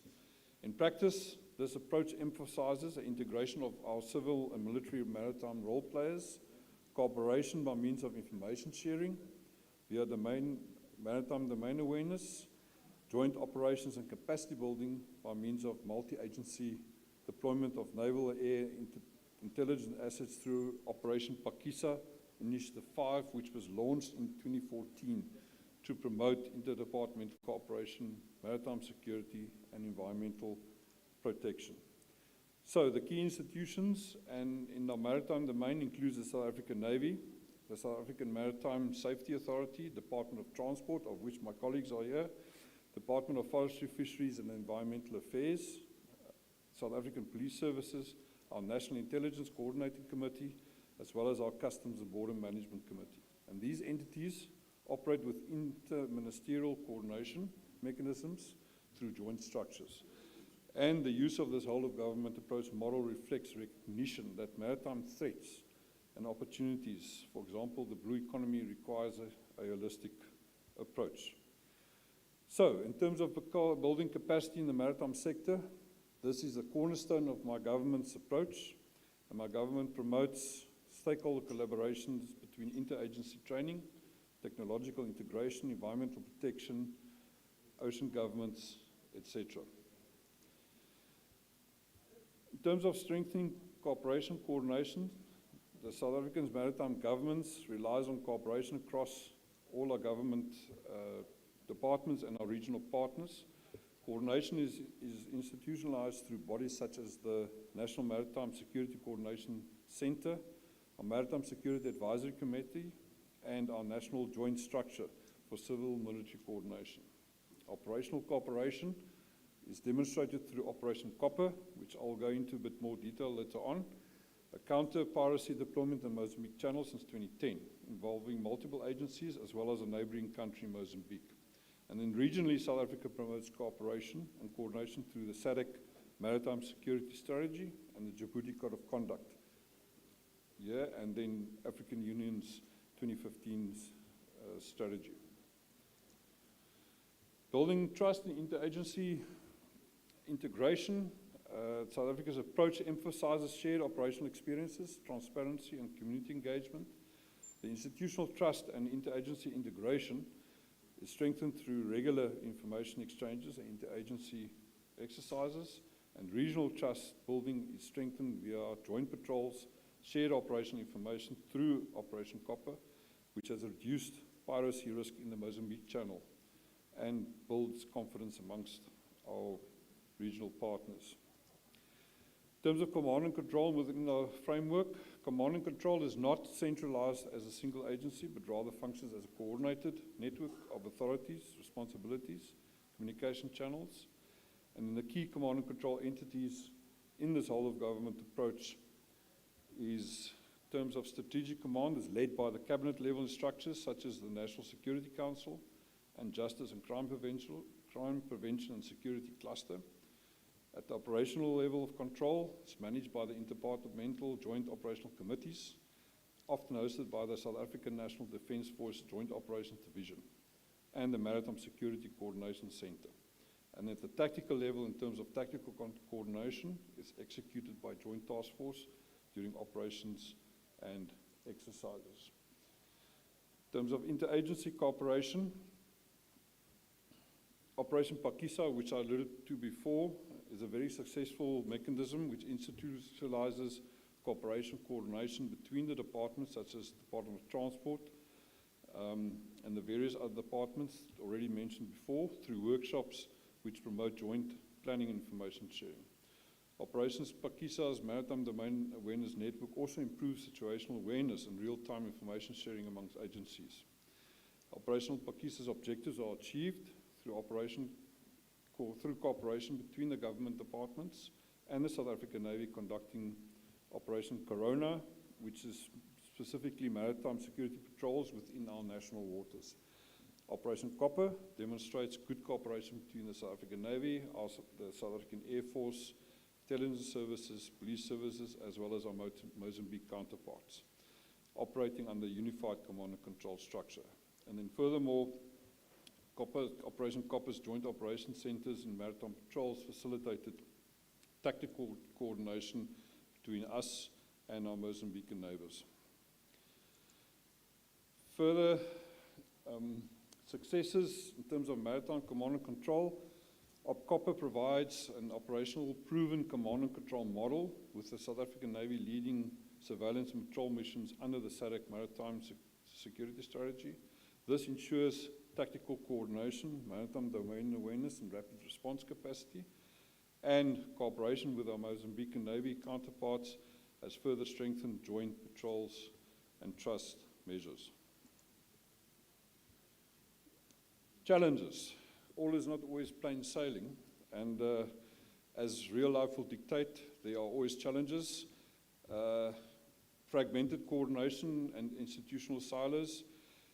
There is always interagency coordination, remains hampered by overlapping mandates and limited data integration between civilian and defense entities, and the absence of a permanent National Maritime Coordination Committee limits, or center, limits unified command and situational awareness.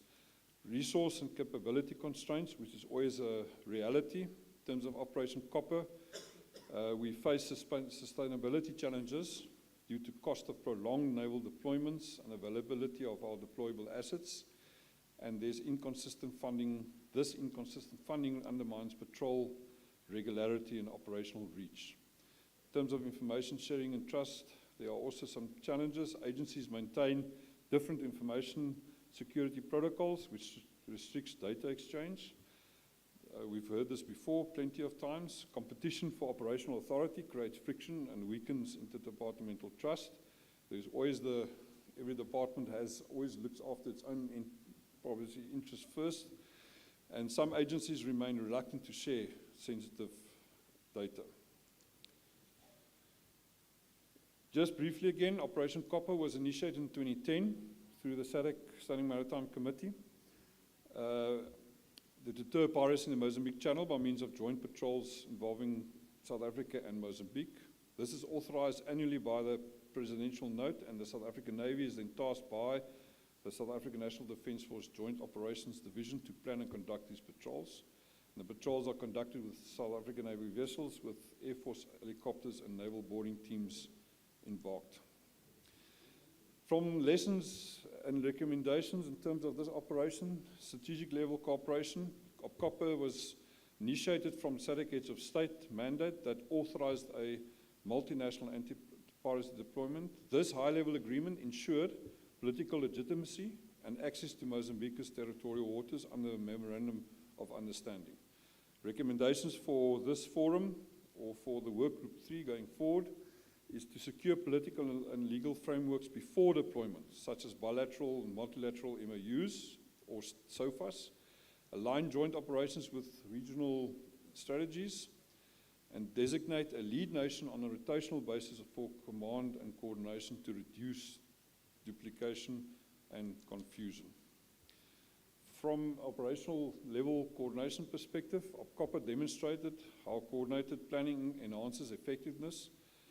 Then the South African Navy, the Air Force, and the Mozambican Defence Forces shared operational responsibilities through a joint task force structure, which defined command relationships. Recommendations that come from that is to conduct joint planning conferences before deployment to define exactly the roles, communication protocols, and logistics. Establish combined operational centers linked to regional fusion hubs for situational awareness. Use liaison officers to maintain real-time coordination between national task forces, and develop common rules of engagement and incident reporting formats to ensure interoperability. Furthermore, in terms of logistics and sustainment cooperation, major success factor for Operation Copper was South Africa provided naval and shared logistics and sustainment coordination, air assets, while Mozambique offered port facilities, refueling points in Pemba and Nacala. Recommendations: pre-identify host nation support sites for logistical support, share the logistical burdens through cost sharing and asset rotation, include medical, search and rescue, environmental support, and maintain contingency arrangements for mechanical failure and emergency assistance.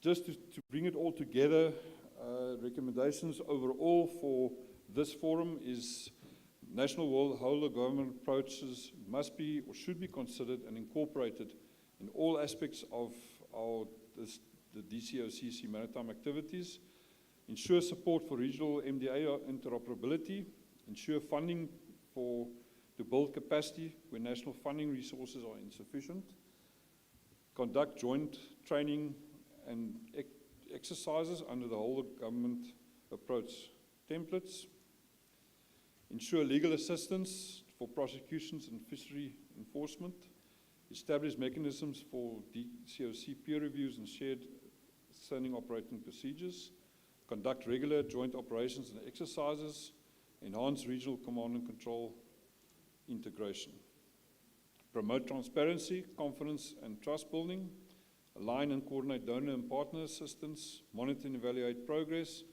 and foster a regional solidarity. Thank you.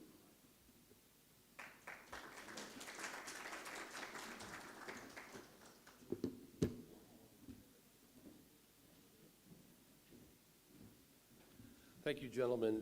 Clearly, we were talking about a national perspective, but already the three nations are thinking regionally, so we're starting to see those threads of cooperation with and coordination with the states or nations around these particular countries. So that's extremely encouraging. So now at this time, what I'd like to do is I'd like to invite the next two presenters up.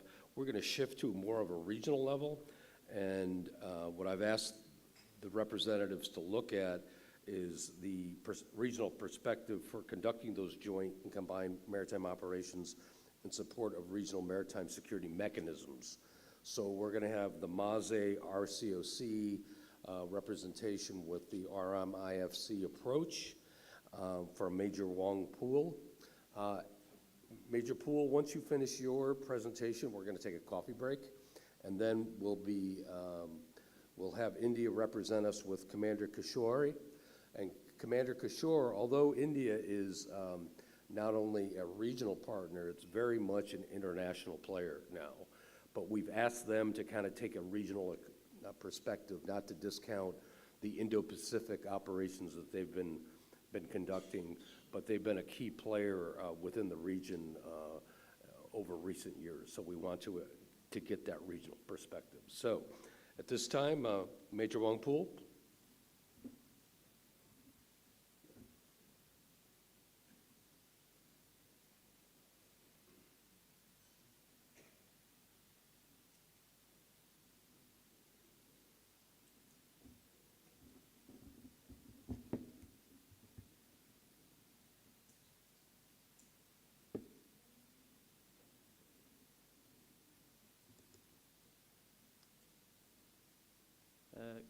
Excellencies, distinguished delegates, good afternoon. What I hope to do during this next few minutes is to give you a brief overview of how we on the RCOC side undertake operations at regional level, working with our member states to be able to achieve the mandates set out for the RCOC. So the Regional Maritime Security Architecture, the RMSA, which consists of both the RCOC and RMIFC, has developed a robust mechanism for the sharing of information, planning and executing of maritime security and safety operations. So the regional agreement on the coordination of operations at sea in the Western Indian Ocean, which was signed between 7 regional states in 2018, consisting of Comoros, Djibouti, France, Kenya, Mauritius, Madagascar, and Seychelles, lays the basis for a regional cooperation framework which aims to enhance maritime safety and security through the establishment of the Regional Coordination Operations Center.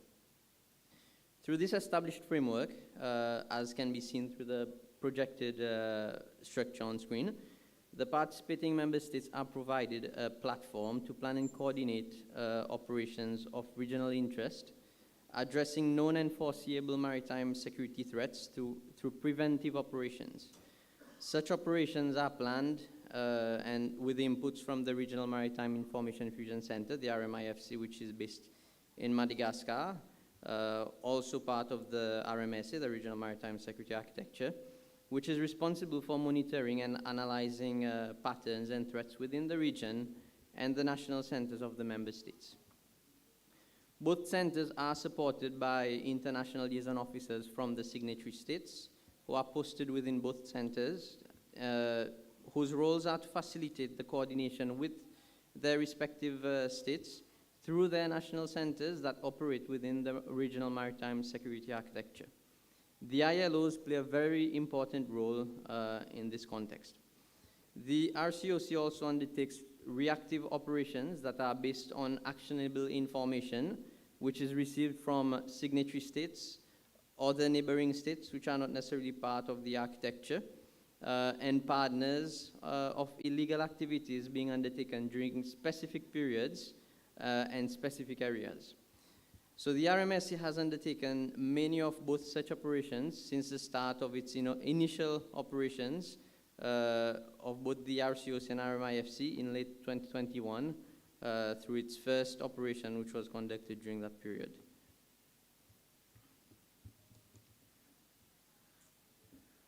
As per the area defined in the regional agreements, the regional zone of operation of the RCOC and RMIFC covers a total of 28 million square kilometers.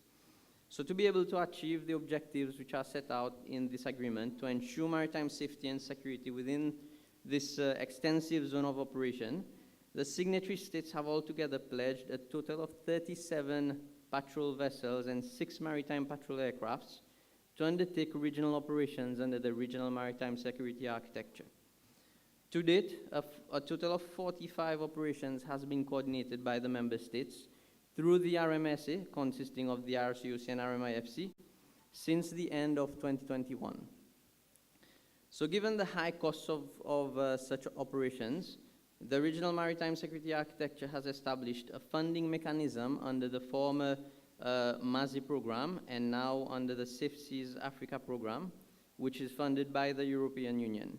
It is expected that member states to the regional agreements will be committing additional assets to the existing pool of assets under the Safe Seas Africa program. We hope to achieve a certain level of regional maritime capabilities through this further commitment of assets.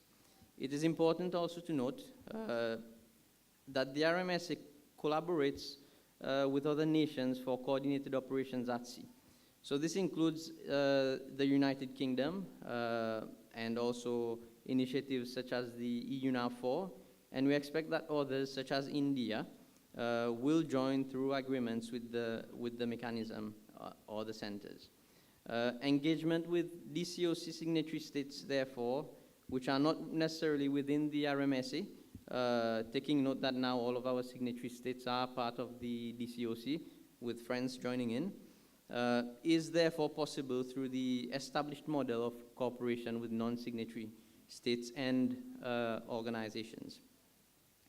So in an effort to ensure that all operations undertaken end with the desired legal finish, support to the national and regional centers is also provided by the United Nations Office on Drugs and Crime during the planning and execution phases of operations.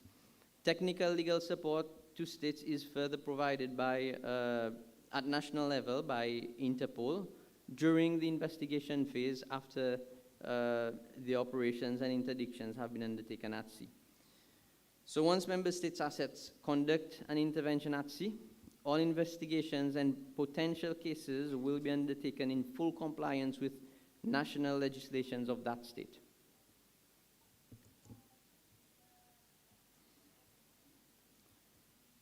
So in terms of challenges, recommendations, and successes, we have to look at successes and challenges as two faces of the same coin. So with 45 operations and other exercises, the most important ingredient for success under the regional maritime security architecture is that the mechanism is fully in conformity with national and international frameworks. For example, the assets and actions at sea and follow-up legal finish remain under the full national control and command of the state. As such, the states feel that their territorial sovereignty is not lost or subsumed, and that all actions within their waters are undertaken through consultation and with their express consent. Recurring issues during the planning of operations remain varying asset capabilities of member states, which results in different response capabilities. However, the RMSE was established so that member states have the option within the framework of the regional agreements to seek assistance from other signatory states to address challenges within their EEZs, exclusive economic zones, if they so choose.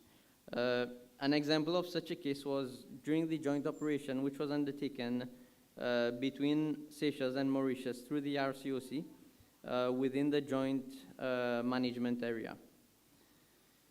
Through the different operations which have been coordinated through the regional maritime security architecture between the RCOC and RMIFC with the member states, it has been proven that a common approach and coordinated actions between regional states can result in an effective response in disrupting illegal activities at sea, as can be seen through the most recent anti-narcotic operations, which was coordinated between Seychelles and Kenya, which resulted in the interception in a little over a ton of narcotics. To maintain momentum and the effectiveness of such mechanisms, it is therefore essential that states continue to collaborate in sharing information and exchanging best practices. This can be ensured through the effective implementation and use of national centers within each state. We further need to continue joint exercises and operations, allowing law enforcement organizations of different countries to enhance interoperability. While it is to be acknowledged that the benefits of initiatives such as the recently established Working Group 3 may have, it is important to also ensure that these mechanisms have the same aim within the region, works in a complementary manner to each other and do not work in competition, which may be to the detriment of not only these mechanisms themselves, but also to the wider region. To conclude, the major challenge remains legal finish. However, it is to be noted that there is extensive work which is being undertaken by partners in this area within the region, such as UNODC. So that's it for my intervention. Thank you very much.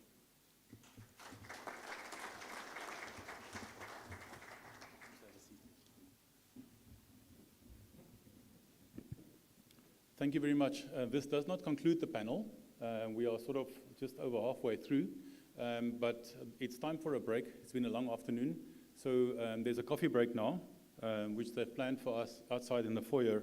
Can we be back at 16:15? We're making it slightly smaller to try and make up some time for this evening. So if we can be back, and the gentlemen that are sitting there to come back to their seats once we come back, and we'll continue with the rest of the panelists. So please enjoy your coffee, tea, until 16:15.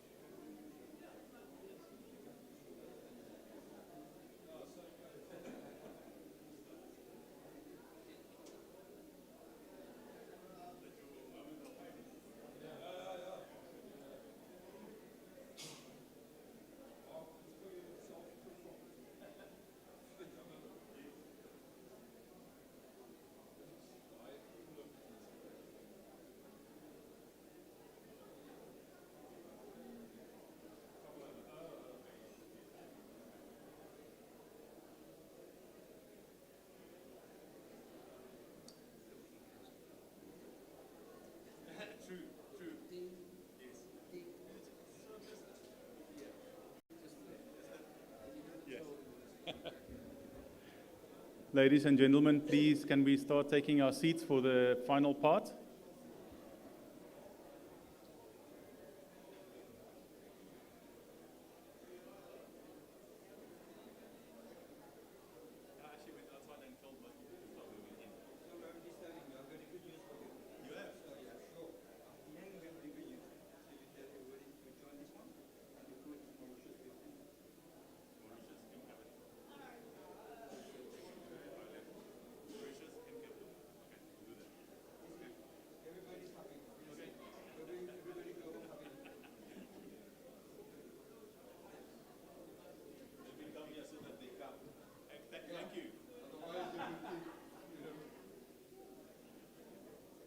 Chairperson, Working Group 3, crack the whip.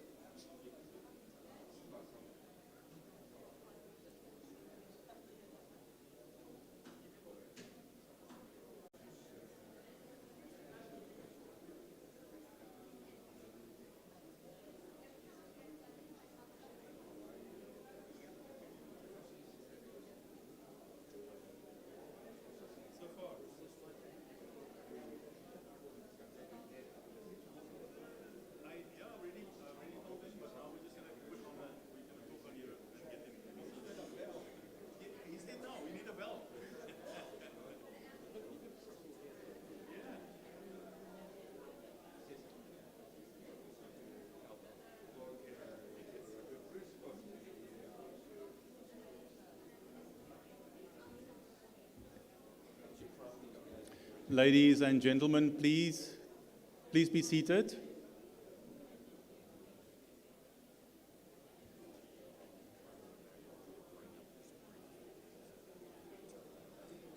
bring up his presentation. Can we bring up the presentation for India, please? The IT group. Hi, IT. Can we bring up the presentation for India, please? The next presentation.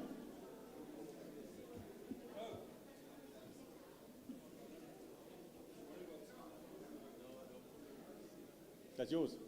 Good. I'll quickly tell him about the...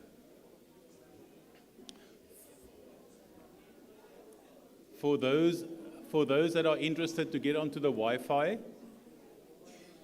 those that want to get onto the Wi-Fi, there's a new Wi-Fi. It's called DCOC-JA High Level. And the password for that is Mauritius with a capital M. Okay, so if you want to go onto the Wi-Fi, DCOC-JA High Level, and the password being Mauritius with a capital M.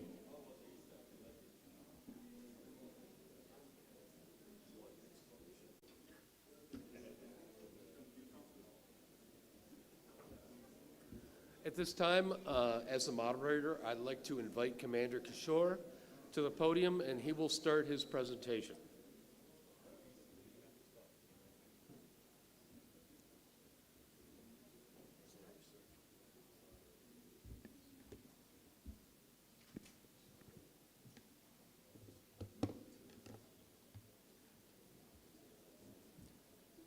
Good afternoon, everyone.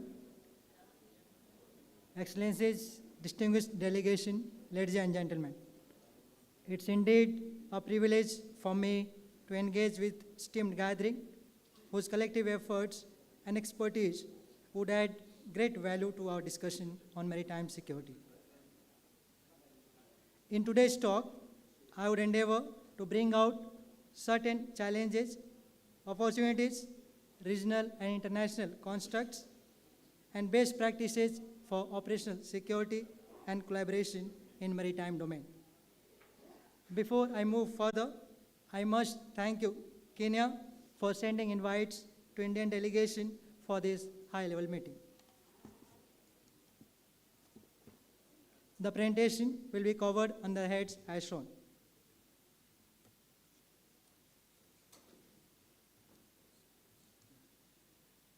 Coming to India's maritime geography and associated threats and challenges in Indian Ocean region.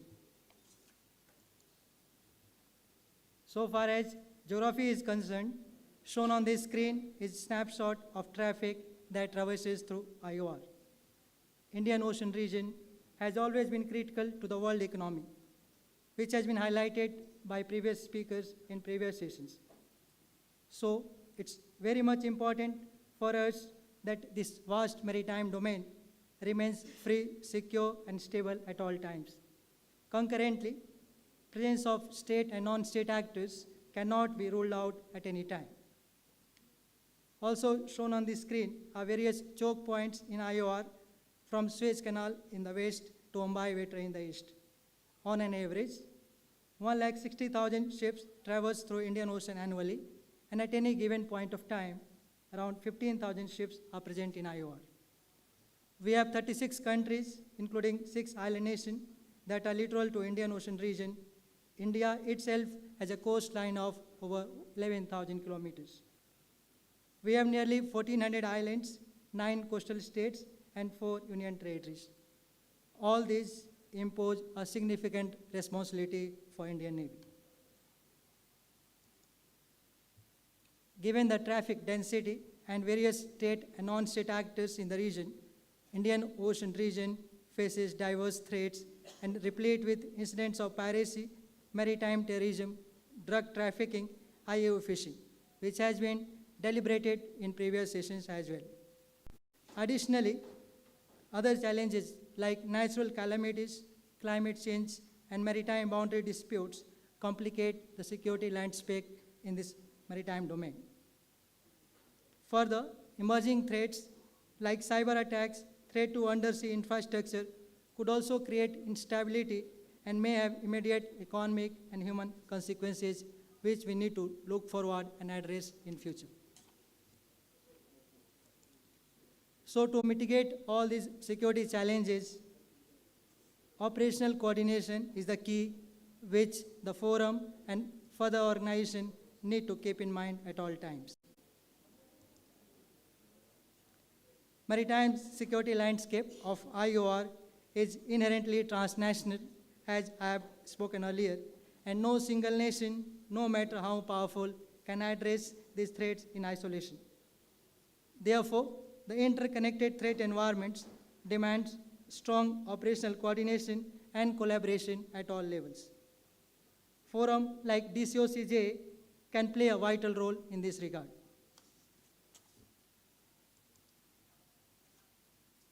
In next few slides, I would apprise the audience regarding MSOs accomplished and being pursued till date by Indian Navy.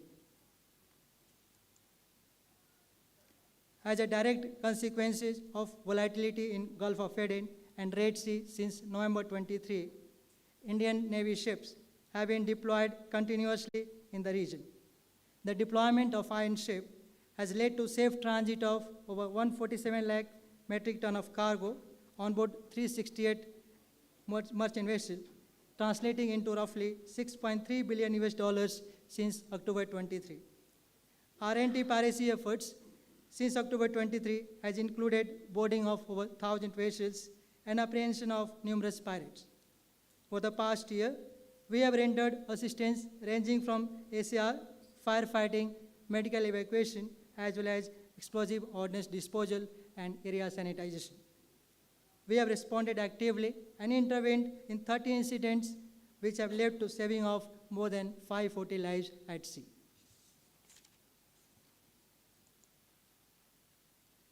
If we have an overview of maritime landscape in southern IOR and western IOR, Indian Navy has responded to emerging maritime security situation proactively, demonstrating strength, resilience, and resolve, including coordination and cooperation with regional forces operating in the area. Some of the incidents where Indian Navy has played an active role are as flashed.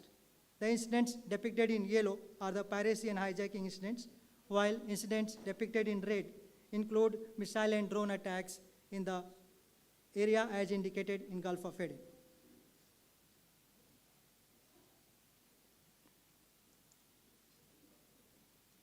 Depicted on this slide are some of the piracy incidents in the IOR, which extended from coast of Somalia into Southern Arabian Sea. And in that pretext, incident of MV Ruin hijacking in December 23 is a perfect example of anti-piracy efforts undertaken by Indian Navy.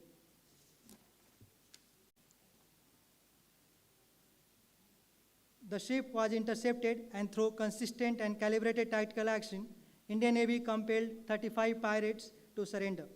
The operation also portrays highest level of Indian Navy and Indian Air Force synergy, wherein Marine commandos were dropped at about 1,400 miles from the mainland in the vicinity of MV Ruin, and subsequently boarding operation was carried out. This operation is also a first instance where IN, empowered by Maritime Anti-Piracy Act 2022, that is MAPA 22, was able to progress anti-piracy operation to a logical conclusion. It may be noted that while other MNFs deployed in the area restricted to passive monitoring, Indian Navy undertook proactive on-scene action which consolidated India's strategic narrative as first responder and preferred security partner in the region. Continuing further with our success story in a brief manner, the top left photograph is of MV Marlin Luanda on major fire after it was hit by a missile in Gulf of Aden. Indian naval ship mission deployed in the region responded to the distress call and gave sufficient assistance where it recovered the crew and extinguished the fire after 15 hours of tireless efforts. Indian Navy's valiant and relentless action saved the merchant ship from a fatal explosion and also averted a major environmental disaster. Similarly, the photograph down below is the firefighting assistance provided to the merchant vessel by IN ship to MV Sky 2, where the ship was again hit by a drone. Continuing further, one of the challenging situations where Indian Navy responded was rescue of 20 crew of MV True Confidence in March 24 when making a passage through Gulf of Aden.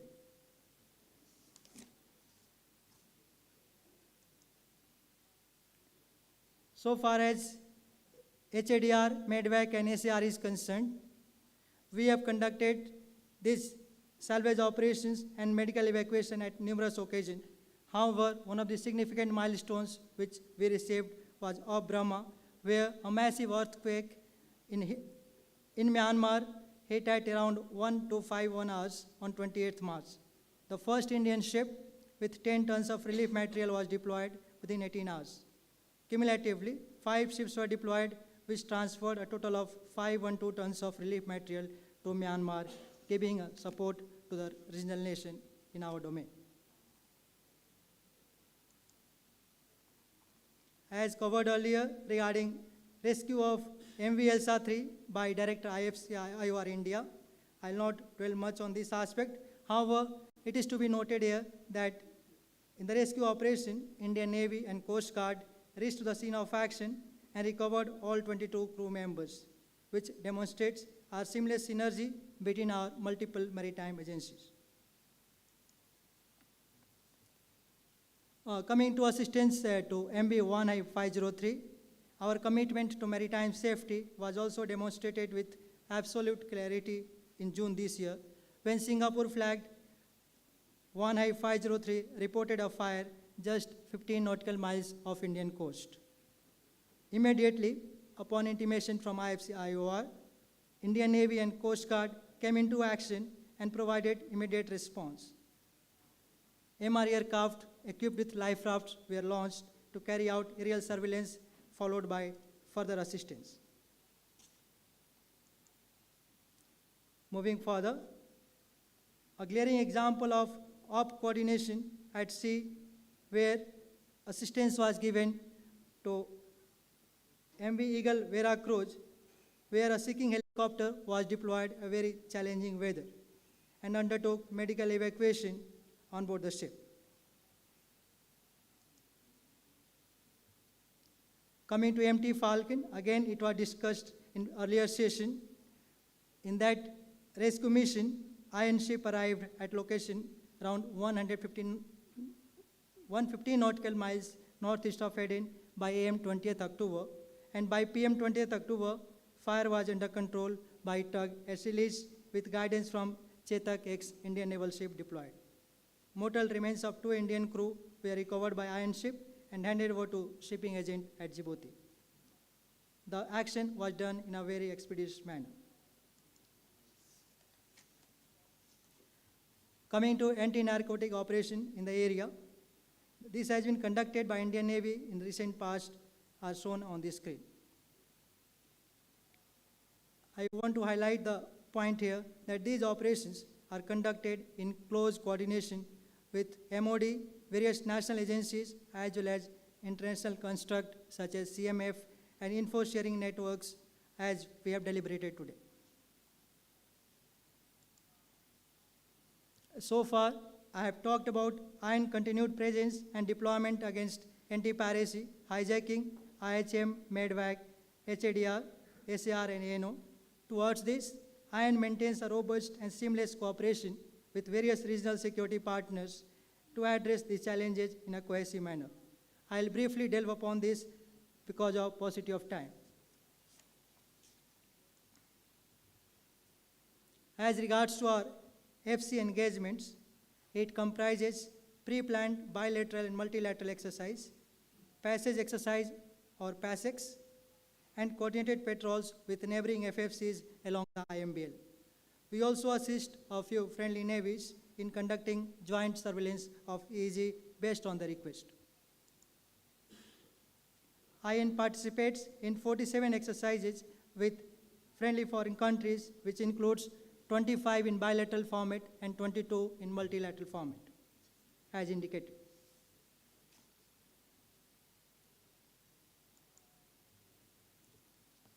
Aligned with our bilateral and multilateral constructs as on date, the recent operational engagement with our friendly navies are indicated on these slides.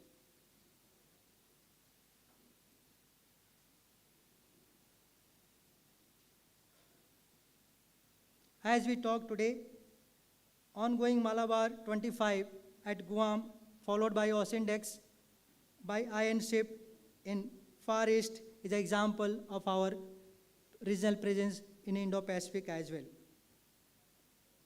The event will be followed by our iron ship participation in Sri Lankan IFR scheduled in November 25.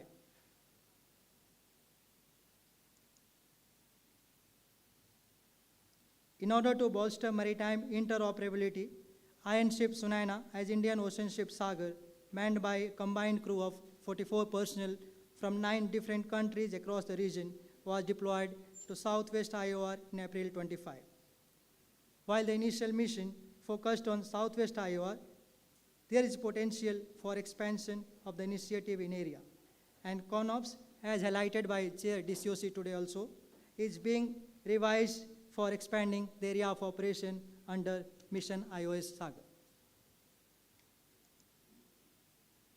Concurrently, another noble initiative was also gaining limelight, and it had received many accolades through Africa-India Key Maritime Engagement, AKM means Unity in Sanskrit, wherein 2 iron ships participated in large-scale maiden AKM exercise held at Dar es Salaam from 13th to 18th of April.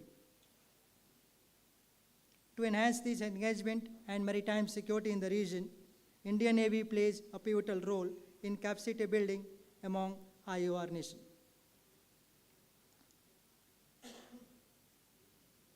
Indian Navy joined CMF as partner in July 22 and since been actively involved in CMF-focused operation and maritime security and enhancement training activities. During the ongoing maritime security operation, Indian Navy remained independently deployed and has maintained functional linkage with CTF 153 and other multinational constructs in the area. In close coordination with Ministry of External Affairs at Government of India, we are engaged in numerous multinational constructs towards enhancing overall maritime security quotient in the region and also to strengthen our relation with maritime friends and partners. Some of the prominent ones are shown on the screen.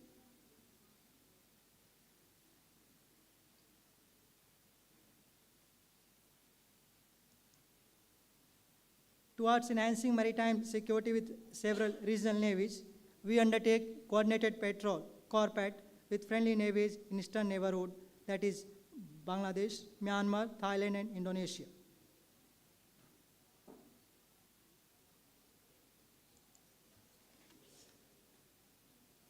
We also undertake joint EEG surveillance with the littoral countries as shown, where we embark personnel from their maritime forces for about 3 to 5 days to undertake surveillance in area of interest of the host country. We step forward and assist them in this aspect, and this helps us once again in the goal of being a preferred security partner in IOR. In furtherance of our diplomatic outreach, I spoke about IOS Sagar NACAM, which also indicates our regional presence in the vast maritime domain.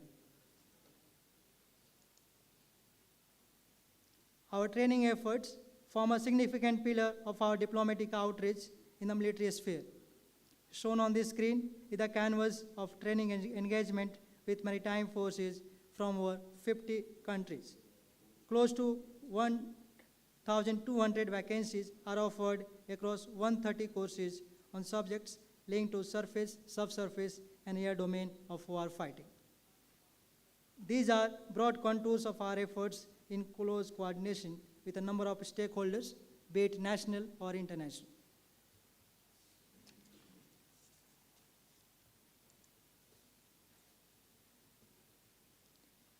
The Information Fusion Center, Indian Ocean Region, at Gurugram, India, that is IFC IOR, is one of the key milestones for us. The role, function, and recent success of IFC IOR India have already been covered in the previous sessions. At this juncture, I wish to thank RCOC Seychelles for setting the stage for me, and let me assure you that the MOU, what we have forwarded, we are looking forward for conclusion of MOU and sharing of information as per that. It will be a seamless coordination wherein the data and information will be shared on a seamless basis.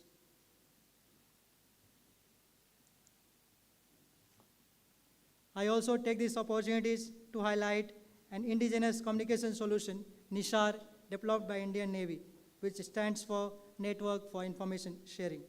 This communication solution allows for the ship to exchange information on Mitra terminal, which work on plug-and-play architecture.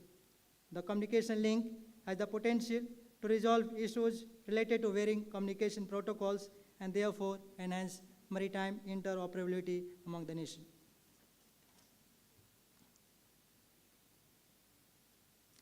As we move further from today, Indian Navy is set to host 3 major multilateral maritime events in 2026. International Fleet Review 26 is planned to be held at Visakhapatnam in Feb 26, followed by Milan 26. With ION's assumption of ION's chair after 16 years, ION's Conclave of Chiefs is also planned to be held concurrently during Milan 26, planned at Visakhapatnam. This would be followed by Goa Maritime Conclave at Goa for GMC countries. Finally, in conclusion, I would like to say that as a principal manifestation of India's maritime power, the Indian Navy stands combat ready, vigilant, and prepared to deter any threat or challenges emerging in IOR. In words of erstwhile Chief of Naval Staff, Vision Sagar implied seas for collective growth. This vision has now graduated to Mahasagar, which implies oceans for collective prosperity and sustainability. The foundation for way forward can be built on the pillars of tides, with T standing for trust, I for interoperability, D for domain awareness, E for enhanced engagement, and S for secure seas. The Indian Navy has been conducting its maritime security operation aligned with this vision of Mahasagar. At the end, I would like to assure the forum that Indian Navy remains combat ready, credible, cohesive, and future ready to safeguard global maritime interests anytime, anywhere, anyhow, and always ready to cooperate, coordinate, and collaborate with our regional navies for safe and secure seas. With this, I have finished. Thank you so much. for kind attention.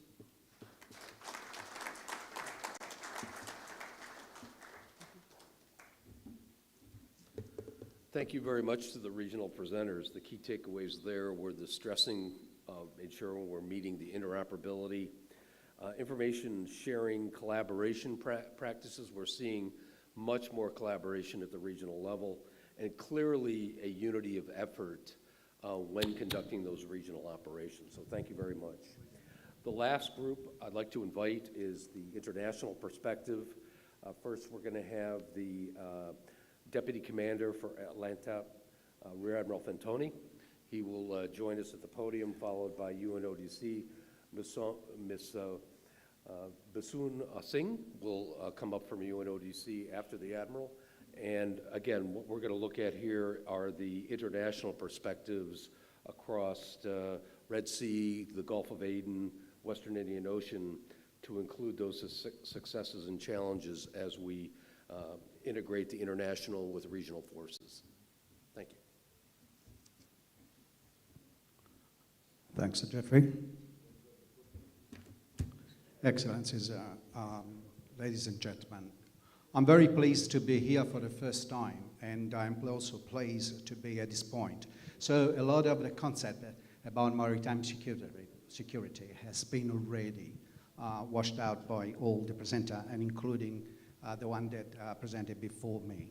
So being the Deputy Commander of the oldest European Union operation, I was really in doubt of what to present to you. So I decided to go through what I believe is the best that we can give to you. That is a measure in terms of performances and effect. Refer to this last year, because the 17 years of operation is no more in our plate.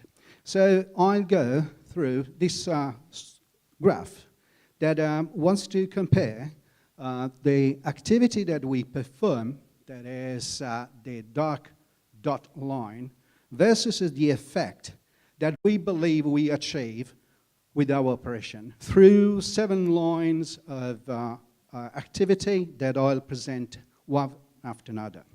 You will recognize that the line doesn't really follow the effect that we believe. And indeed, we think that sometimes we are performing very well with good effects. Sometimes we are not performing to effect that we would like to. So let's start with the first one. There is counter-piracy. That, by the way, is the reason why Atalanta was launched in 2008. Atalanta at this point of time and achieved so many counter-piracy activity, but in this picture has been only the last 2 years. From November 2023, there are 49 cases of piracy that appear in our area operation. 4 for 2023, 40 2024, and 5 for this year. It's a large number. Few of them has been already mentioned for the briefers before, including Rouen, Crystal Arctic, that are cases already tackled. But I'll go through the last cases, and in particular, the cases of LS Aphrodite that most of you have heard in these past days. And this is the case that happened the 6th of November. So we are talking about literally 6 days ago, when after 2 failed tentative attacks from a pirate action group on 2 merchant vessels, and in particular to the Intertuna and another vessel, the Sagaland, the 3rd attack on the Hellas Aphrodite Maltese flag, the pirates that were coming from a Madado Iranian pirated 7 days before achieved to hijack the ship. The crew saved them in the Citadel. We, in coordination with the Japanese MPRA, that is working in great coordination with us all through the operation, we're able to direct the MPA on board, on top of the vessel, and the pirates, not achieving their objective to hijack the ship, left the ship. In the meantime, we were proceeding, we were informing our our cooperation Navy, and in particular the Indian Navy, that we were on top of this case. And the vessel from Atalanta, the Spanish vessel Victoria, was able to reach the ship the following day. And we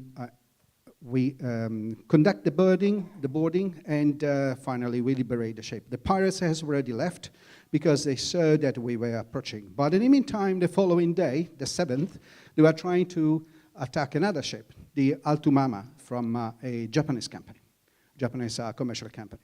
You can see here in the slide that that's the Dhow that we are talking about.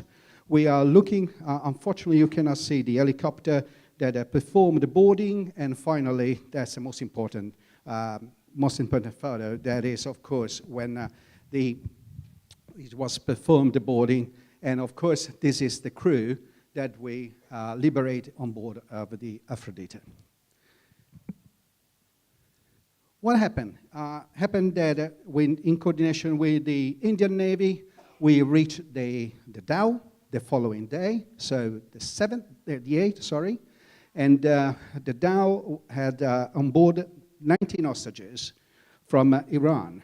Iran was very keen to let European Union know that they were very worried about the health of the fishermen. So European Union, Atalanta, and the Indian Navy performed a soft operation against the Dhow. The Dhow reached the Somali territorial water under the control of the European Union and European Union, Atalanta, and the Indian Navy. And finally, we were able to free the Dhow that at one time the pirates has already abandoned. So this is the most beautiful photo that we achieved last night, and I received during the night here in Mauritius, and I'm very pleased to show that finally the Dhow has been freed, and the 19 fishermen were all free. And actually, as far as today, they are already back to fish. We don't use only ships, airplanes, helicopter, cooperation. We use also satellite. This morning we heard about a great effort and the great capability that a satellite monitoring can offer. We do through EMSA, and Atalanta is very keen to maintain this capability in support, and in particular where we don't have enough assets to cover the vast Indian Ocean. And we, of course, tailor this surveillance according to our intelligence informations. So if we wanted to look into the performance of vessel-affecting coordinate piracy, in reality, as far as today, the effect could be even higher. But one of the parts where we are convinced that we have a large effect is the water food program protection. That is one of our mandate, water food protection vessels directed to Somalia. And here, through a mechanism that we have already implemented since years, according to the protection that we can deliver directly on board or monitor the situation. Also this year, we were able to safeguard 28 vessels for more than 4,500 delivery of tons of goods to Somalia. So we are very in good cooperation with FAO. Unfortunately here, there is a little bit of problem about resources and money coming from US after the shutdown that we know very well that happened. Now let's go where this roller coaster is giving us our headaches. That is the drug and arms trafficking.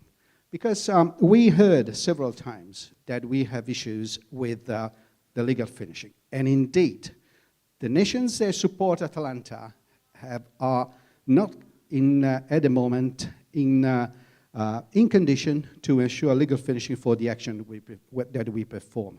And here, in this case, we have already talking about a lot about all the trafficking routes, the drugs, the smuggling in general, and in particular, Italy and Spain, they are the two nations that are providing the vessels, are very supported by Atalanta to find finally a legal finishing to Seychelles and Kenya.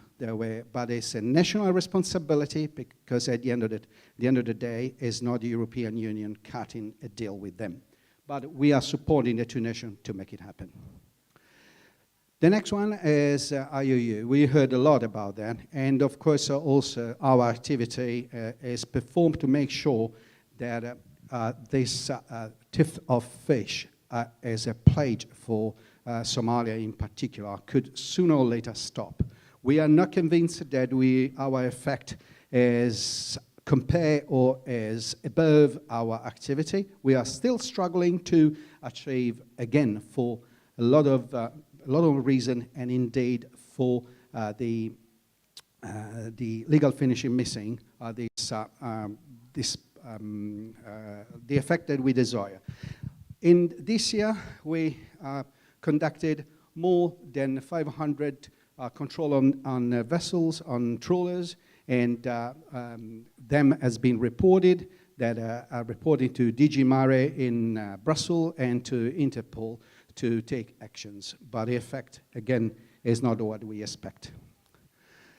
An area that is very developed is the synergy with the other European Union entities that are in the area. And in particular, here I'm referring to the sister operation, Aspides. You heard this morning also from the EUDEL ambassadors that talk about that. The European Union operation in the Mediterranean, that is for Irini, that gave us the possibility to establish a connectivity between the Mediterranean and the Indian Ocean and cover for the illegal trafficking and including the shadow fleet. As the ambassador said this morning, to have a clear idea of what's happening in the Indian Ocean connected to the Mediterranean. And then other entities, they are in Somalia, like EUCAP, and the training mission that is performed also there in Mogadishu. And of course, the great support that we receive from the EU delegation in the area.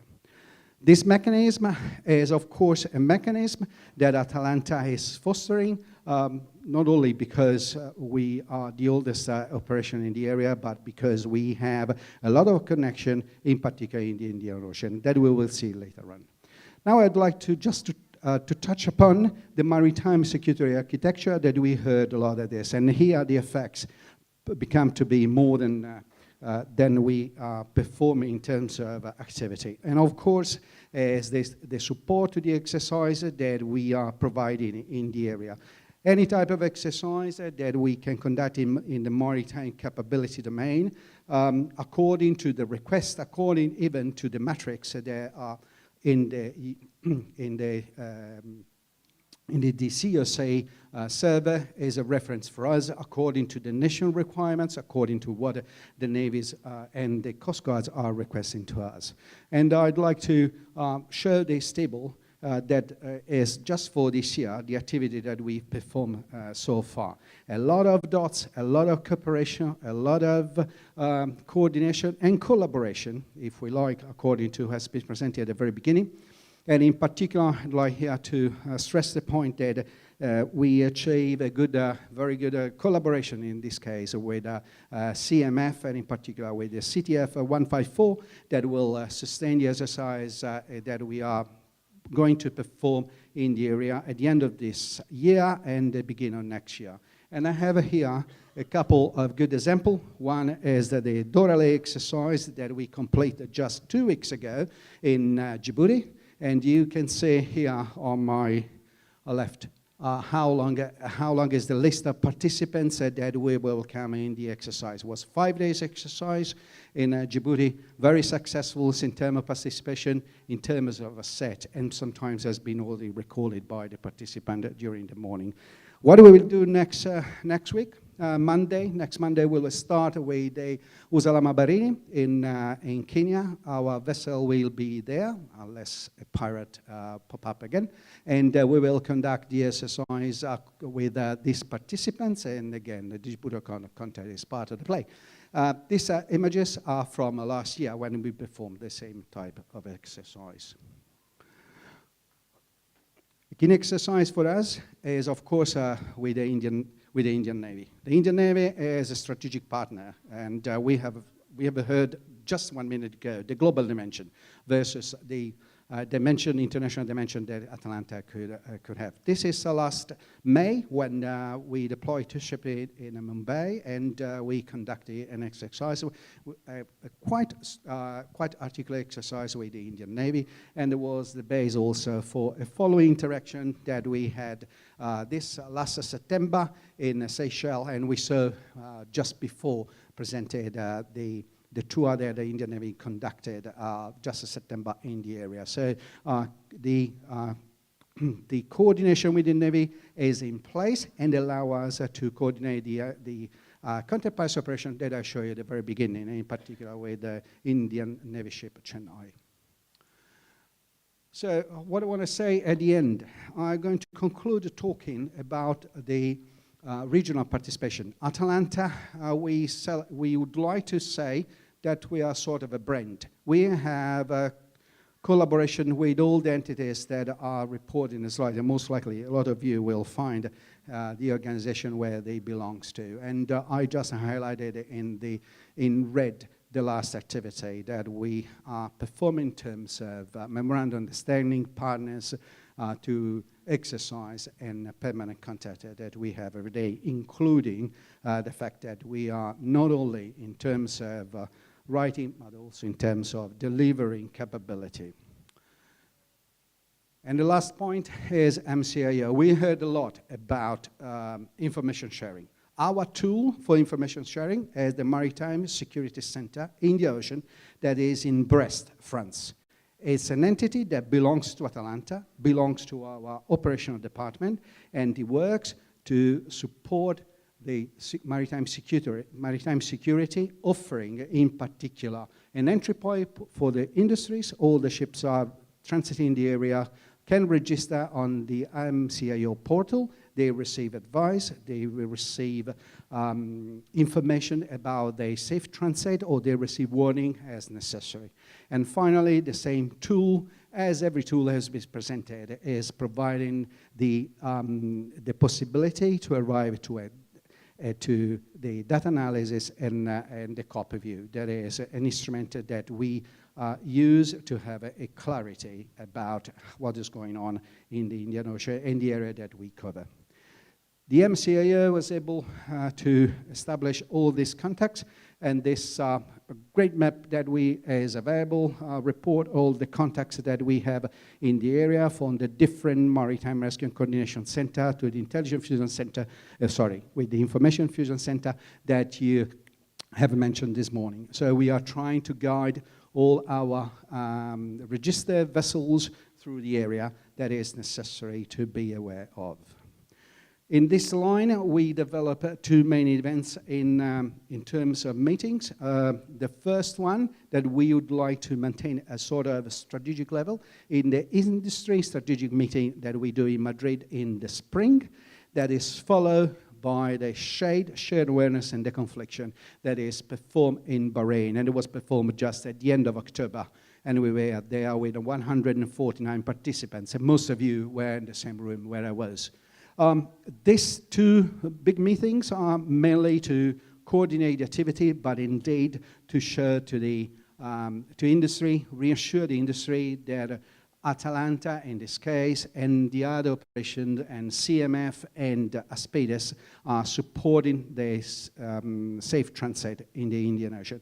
This mechanism is based on the single information format that has been agreed between us, between GIMIC and UK MTO, that for sure all of you know that they are the main alert system that at least the European companies are using for safe transit in the area. So I'm going to conclude with this slide, just numbers in terms of what we have done since 2008 and what we've done this year.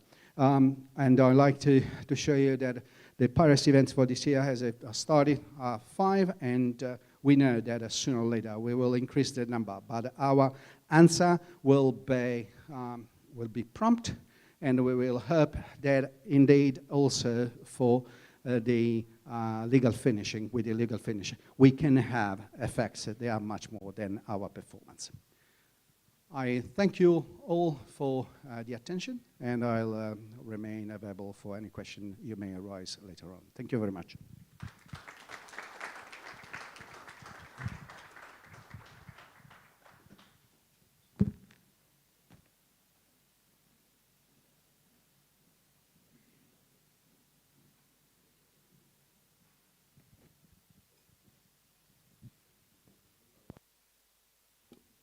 Our final speaker will be from UNODC. Pooja will come to the floor.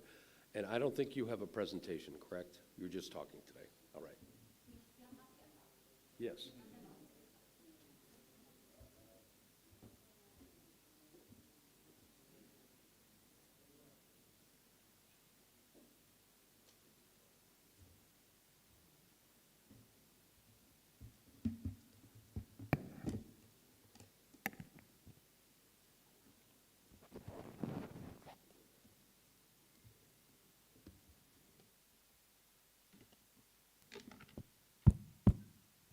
Ladies and gentlemen, good afternoon. It's always a challenge to be the last speaker, so I hope I will not lose your focus at one point.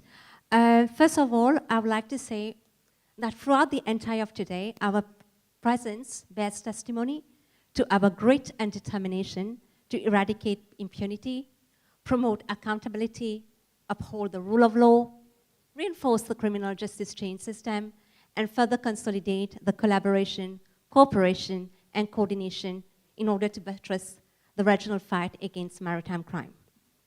I would like to take this opportunity to thank a few agencies: the European Union, Denmark, Japan, the United States, France, the Indian Ocean Commission, the IMO, of course, the IOC, Interpol, UNITA, Operation Atlanta, CMF, CTF, 151, 154, India, so on and so forth. If I haven't mentioned you, please, my apologies. I'm trying to keep it short and succinct. But thank you, because without your collaboration, we will not be able to do the work that we are doing on a daily basis. I would like to start on a positive note. I would like to congratulate Somalia, because the Somalia Parliament has approved a revised anti-piracy and hostage prevention law 2 days ago. It's a law which was 1975, now updated. So I think Somalia deserves a clap.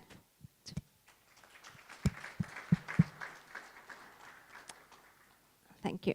Now, the primary focus normally for the UNODC is on legal finish and achieving regional legal resilience. The more so given that the maritime crimes, they are multifaceted, multidimensional, multi-complex, and they are systematically evolving. I've said it before, and I would like to reiterate. At the end of the criminal justice chain, we should not underestimate the fundamental role which is played by the judicial stakeholders. But today, let us not beat about around the bush. Let us be bold enough to call a spade a spade. The 3 C's: collaboration, coordination, cooperation. How many years have we been hearing those terminologies? Every time we come, we hear those 3 terminologies. And more often than not, unfortunately, they are being used interchangeably. Yet, regional cooperation will only be effective if regional coordination is feasible. If it is quasi impossible to coordinate realistically in a practical manner, then the willingness to collaborate is at worst otiose, at best merely academic. It is merely an intention which, although is commendable, doesn't yield any tangible result. It is therefore important at every stage to continuously reevaluate regional strategies and dissect new emerging threats while factoring changes in the maritime context and the need for a robust national legal framework. Interconnectedness is at the core of every single illicit transaction. And the only way to successfully overcome is through an interagency approach while clearly delineating the need for immaculate clarity pertaining to command and control. This is not an option. This is an obligation. The inevitable challenge, danger, is that chaos at your national level will obviously lead to absolute mayhem at the regional level. Thus, it is essential that the national legal framework respond very quickly, very efficiently to the evolutionary nature of the crime. Else, you have a framework which is not supportive and it becomes almost obsolete. Promptness is key. Promptness is fundamental. Promptness is imperative. National agencies must have a clear, spelled out mandate, as overlapping mandates are often at the root of unwarranted ambiguity in court. Ladies and gentlemen, liability is about accountability, which is linked to responsibility, which is tied to authority. And in many circumstances, the question is, who was in command? Is very broadly during investigation. And if the matter somehow happened to reach court, many feign ignorance, or there is an absolute denial or abdication of responsibility. The legislative framework should be unambiguous, but it should also be flexible. Only a very dynamic legal framework will be able to address the various issues with respect to legal finish of maritime crime. And when we are talking about legal finish, I've said it before, we're not focusing on the outcome. We are looking at the entire process throughout the entire criminal justice chain system, from the point of detection up to not conviction, but even beyond sentencing. The legal framework must be sufficiently broad to cover detection, interception, investigation, prosecution, conviction of suspected criminals. The maritime domain awareness must be advanced, and various platforms such as IRIS, Cvision, Skylight, Nisha, etc. must be used to enable sharp detection. But those must be ingrained within your national framework. If you get information, if you get data, if you obtain raw intelligence, and those cannot be used in court proceedings, then it is very problematic. The whole case will fall apart. If you use an advanced equipment given to you by an implementing partner, we have so many implementing partners, we have so many projects in the region, with the generous support of donors, but if those same equipment are not calibrated when you're conducting your operation, again, there's no point. So when we talk about MDA, we can see there is an evolving, emerging jurisprudence. There is an expansion of evidentiary scope. Courts in many jurisdictions progressively admit satellite, VMS, or AIS data when the chain of custody is clear. There is a shift from corroboration to sufficiency. For example, beginning with the US independence 1998 and Iceland VMS prosecutions, tribunal accepted positional data as sufficient evidence to establish violations. We need to optimize on the use of that kind of data. There is integration of algorithmic and AI-based analytics in various cases, especially one in 2025 Argentina and the one in France 2025, which marks a transition towards machine learning technology, assisted behavioral evidence, and automated event detection. The next point of the detection, we have interception, but after that we have investigation. Investigation, ladies and gentlemen, cannot last indefinitely, regardless of the transnational characteristic of the crime. Investigation must expand and enlarge beyond targeting perpetrators. All other maritime crime and possible offenses need to be properly defined in the national legislature and penal codes.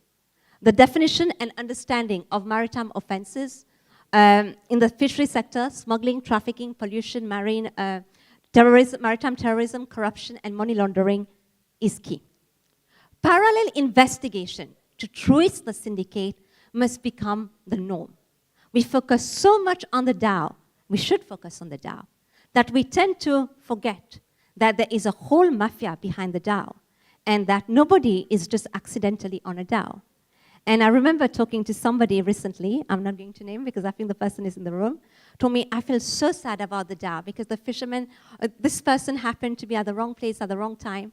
And I said, you know what? Every mafia person started being on the DAO, and then they started their billion-dollar industry. So yes, we should target the DAO, but at the same time, we should not forget the need to trace the syndicate. We need to uproot the syndicate. Now, coordination, cooperation, and collaboration. While carrying out a regional joint operation, It is important to remain mindful that different countries have different legal system, civil, common, hybrid. And thus procedures will inevitably differ. We must find a way to address, overcome such differences to prevent these from becoming obstacles in our fight against maritime crime. But the question is it sufficient to merely and solely penalize the crime? Will the penalization of offenses automatically lead to an increase in conviction? Arguably, yes, but it is not guaranteed. Virtually every single country in the world, penalized drug trafficking. Are we winning the fight against drug trafficking? Have we won it? But we have offenses in every single jurisdiction. Thus, it is important to have a national legal framework wherein coordination and cooperation are intrinsic elements. The framework must not only support the investigatory and judicial processes, but the actual operation, be it at the national, regional, and international level. What does it mean? Essentially, there must be a supportive framework which factors in every single component of an operation, including the applicable modus operandi pertaining to the exchange of information. This must be minutely dissected.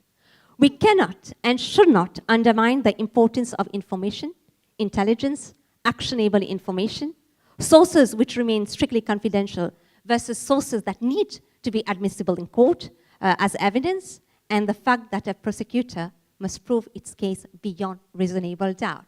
Yes, legal finish is a weak element in the entire chain, but the stakes are high.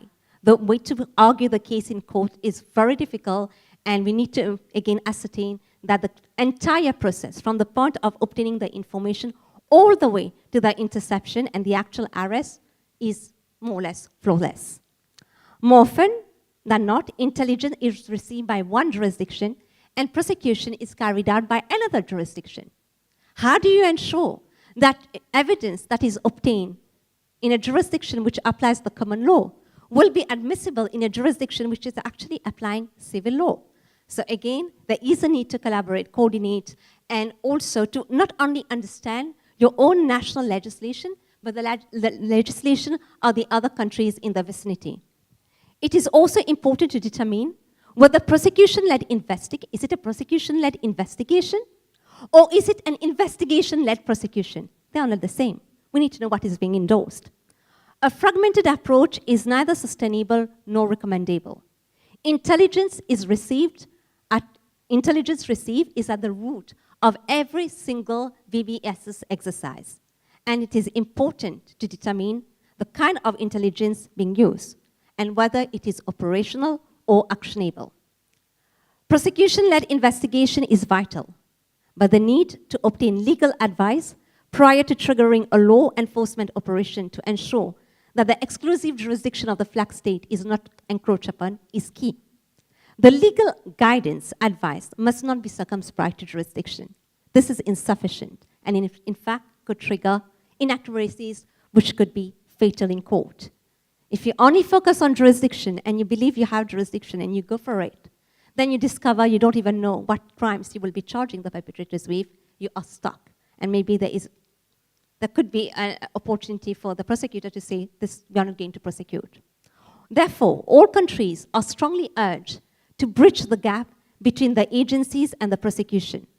Early engagement of prosecutors from the pre-boarding phase itself may radically alter the national legal landscape and ultimately the regional outlook. It is important to be careful when examining exhibits on a vessel while factoring that maritime criminality is a floating type of crime, and thus evidence is prone to contamination contrary to a crime scene on land. Again, if it is another jurisdiction collecting the evidence, you must ensure that this will be admissible in that court.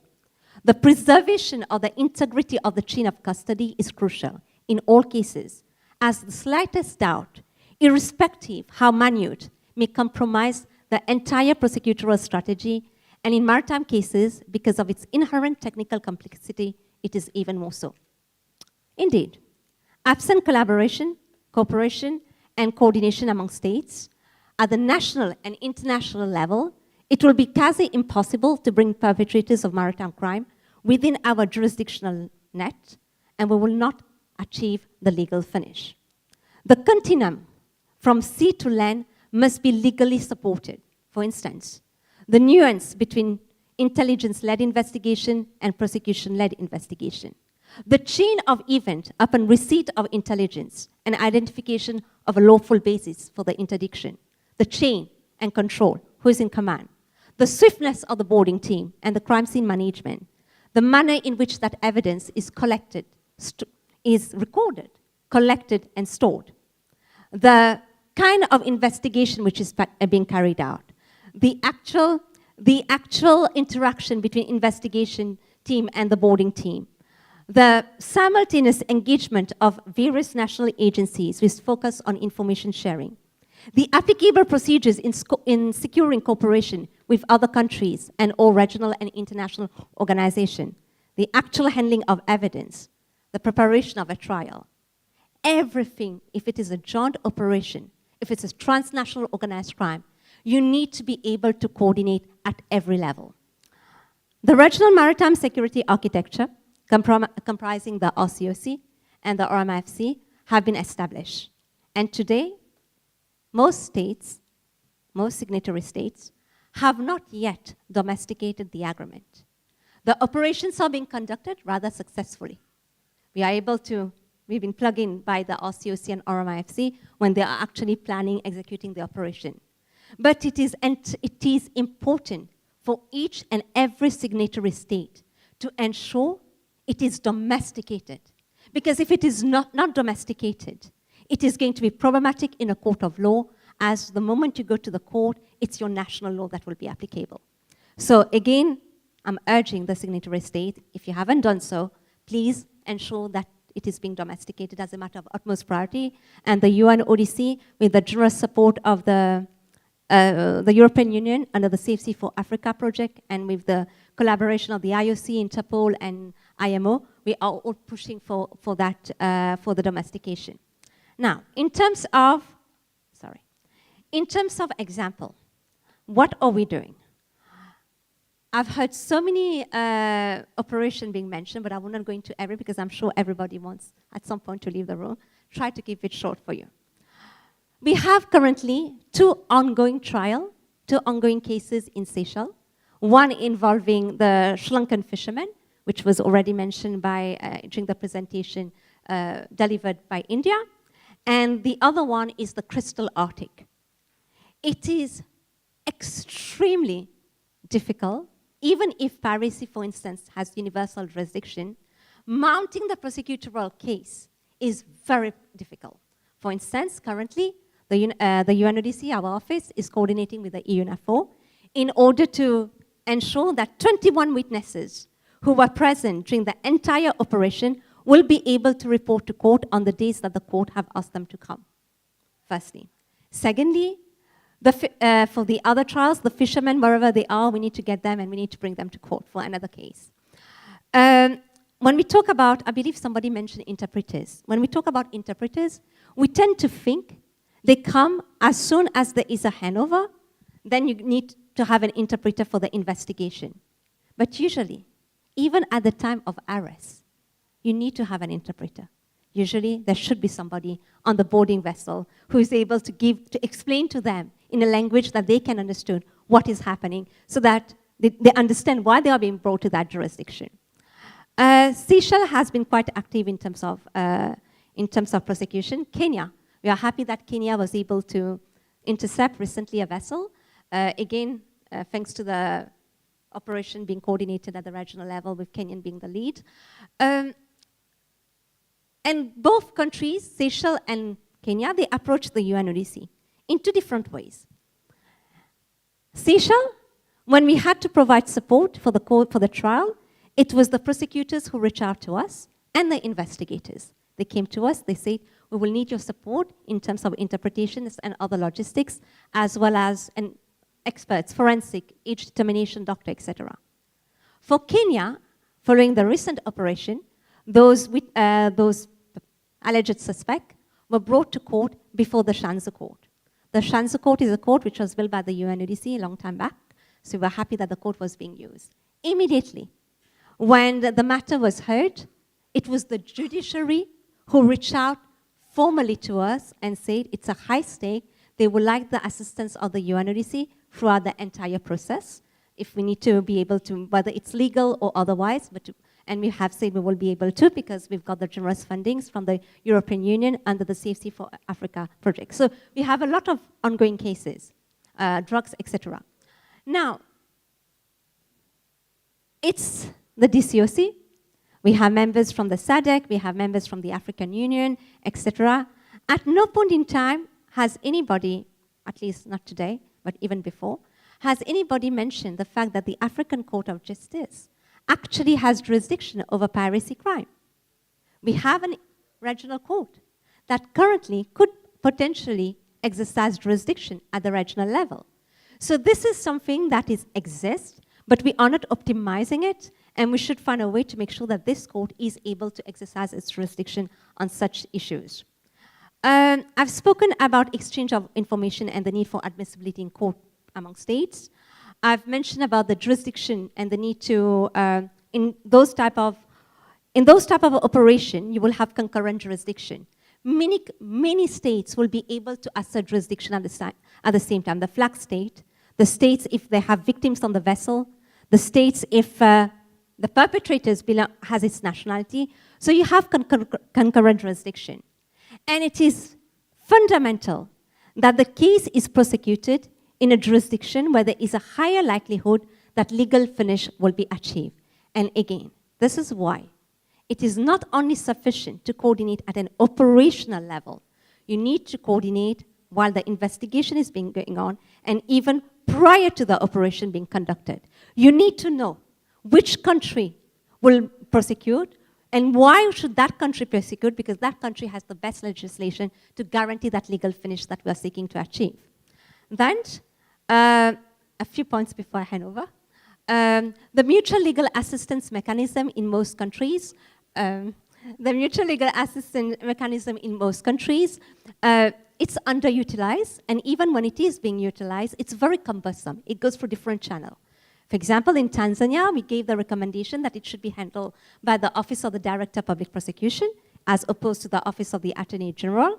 And actually, it is now being handled by DPP, and the process is very quick. It's very fast. Recognition of judgment. If a jurisdiction has delivered a judgment, and that judgment is in respect to people who have other nationalities, it's not in respect to its own citizens, it is very important for that other country, the country of the nationality, the country of origin of the suspect, is able and accept that judgment and recognize that judgment. And again, there is a need for cooperation. Shipwrights agreement, I have a few points. Shipwrights agreement, when you have a vessel and you have members of law enforcement belonging to two different jurisdictions on the same vessel, and they are both collaborating and collecting the evidence, again, how do you store the evidence? Because each country knows its own particular law. You need to have a harmonized approach in terms of collecting the evidence while making sure that the court will accept that methodology. Last, and certainly not the least, regarding handover custody, arrests, please, if you have a handover, you need to hand over the perpetrators from one jurisdiction to the other jurisdiction. Absolutely important, critical even, to ensure that you have already liaised with the relevant authorities prior to the operation being carried out, not during the operation, and not when the operation is being completed. So on that note, and that's my conclusion, on that note, what I would say is, yes, coordination, cooperation, collaboration, they are all key. Legal finish is still a weak element, but it's not because there is no initiative being taken, but because it is inherently complicated. There are many technicalities which need to be factored in. The only way to achieve that legal finish through the cooperation, collaboration, and coordination is for every single state not to only express its political willingness to cooperate, coordinate, and collaborate, but to actually translate it into reality by amending their legislation and enable that cooperation, collaboration, and coordination. And on that, I hand the floor back to the chair. Thank you, ladies and gentlemen. This way, Pooja. This way. Thank you very much, Pooja, for the enlightening discussion there. Key takeaways for this particular section of the international side is the international brings ASR capability, the ability to bring technology into the region. Also, the international approach brings a multifaceted mission. They may be there for a primary mission, but they can also spin off and work with regional partners to build capacities and capabilities. And then finally, with the legal finish, that has to start early. Those mechanisms need to be in place. They need to be part of the regional coordination, cooperation mechanism, so it can't be an afterthought. It has to be early, and also the investigation process needs to take place not only at sea, but from the origin or for the root cause. So I have been told that thank you patiently for sitting here. Thank you so much. I don't think there's time for questions, but we are going to transition. I think I'll hand it over to Mark, and we'll transition to the dinner tonight. And then tomorrow, I'd like to just emphasize that there'll be these parallel meetings that will take place in the afternoon. So everything that we discussed today is not at loss. We can bring up some of those things, especially when the Working Group 3 parallel meeting meets. So hopefully we've planted a seed that will allow us to continue further with the discussions tomorrow. So I yield to you, sir. Thank you, delegates, for joining us today and for your contributions.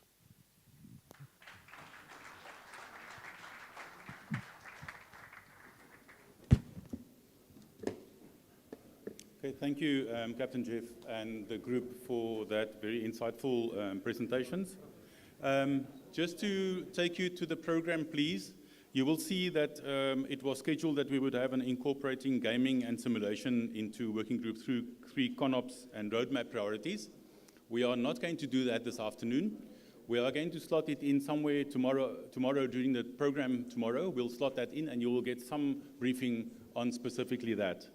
Okay, so that is it. I would like to conclude my side by just giving a brief about today's events, whereafter I will have Ms. Janik Jaboukas, who will be closing for us today, and after which the MC will tell us about the process from getting here to the dinner this evening. We have to get into the buses by 1800. So this should be a quick session. If you don't mind just listening up for the summary for day one. So for the opening session, we had 6 keynote speakers, emphasized unity, operational readiness, and measurable impact in maritime security. The strategic themes that came out were unified frameworks and legal reform and capacity building to protect EEZ, urgent call to avoid duplication and promote regional coherence, complementarity and integration, reaffirmed strategic role, emphasized naval and Coast Guard collaboration. We also spoke about the delivery of over dialogue, push for tangible outcomes, and real-time information sharing, and stressing measurable impact, which we spoke about at length today. And then there's the blue economy linkage, security positioned as an essential for sustainability and prosperity. In session 2, we spoke about enhancing the information sharing network. The objective was to accelerate development and operationalization of the National Maritime Information Sharing Centers. And the key outcomes thereof were the DCOC roadmap was finalized, focused on institutional strengthening, technical integration, and capacity building. There's a need for technology integration. There's a proposed vessel of interest database, and the need to tap into satellite imagery tools and SOPs for detecting dark vessels. The next steps included finalizing the SOPs and full NMISC functionality within 12 months, current progress led by Kenya, Tanzania, and as we heard, Mauritius.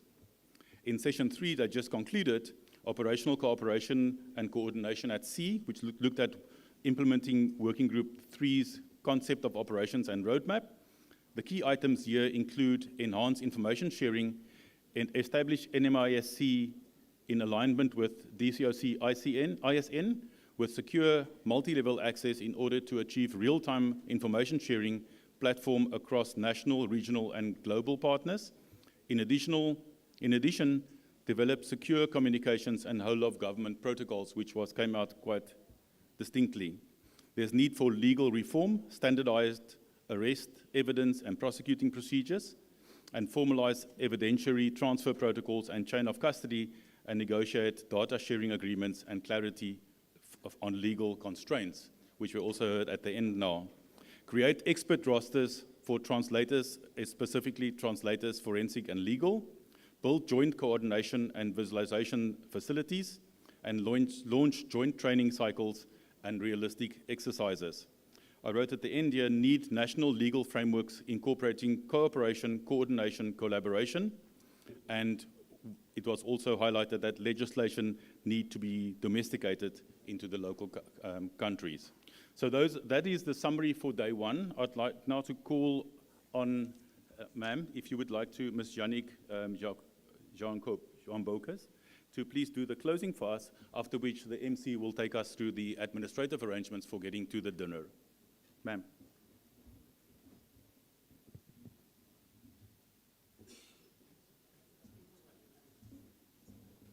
Thank you, Captain Mark Blaine. Excellencies, distinguished delegates, we have reached the end of this exciting day.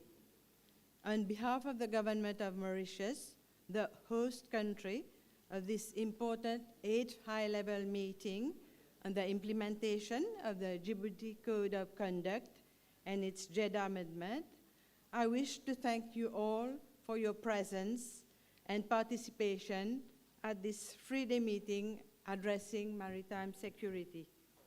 I have no doubt that you have been able to benefit from the fruitful presentations of fellow colleagues from IMO member countries and other relevant organizations, that you have been able to review many of the concepts and best practices shared and take home those which may be new to you.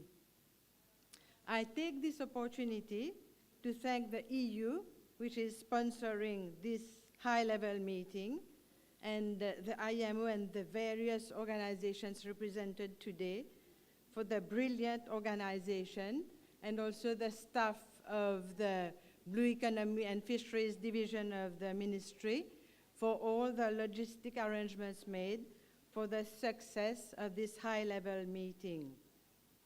Without further ado, I will now invite you to go briefly through tomorrow's program. So tomorrow we'll start at 9 with a recap from day 1, and then at 9:10 up to 10, there will be a presentation, validation, and adoption of the DCOC engagement strategy. Then we'll proceed from 10 to 10:30 with the strengthening of the assistance matrix, which was formerly known as the capacity building matrix. This will address the practical needs of signatory states. After the coffee break at 11, we'll move to session 5, which will go through advancing thematic areas, IUU fishing, port and ship security, and marine environmental protection. At 11:45, for 15 minutes, there will be a presentation by Ambre Global Response Limited, addressing regional interventions, contributing to strengthening maritime security in the region. And then from noon to 1 p.m., there will be 2 parallel meetings. The first one chaired by the Republic of South Africa, which will concern only signatory states. Then parallel meeting 2, there will be friends of the DCOC will join in working group 3 parallel meeting. After lunch, the parallel meetings will proceed, and there will be also opportunity for bilateral meetings. And then in the afternoon, after the coffee break, there will be an update on the ongoing major projects supporting the objectives of the DCOC, including Safe Seas for Africa and others. and we will end the session around 16:30. So thank you very much for your attention.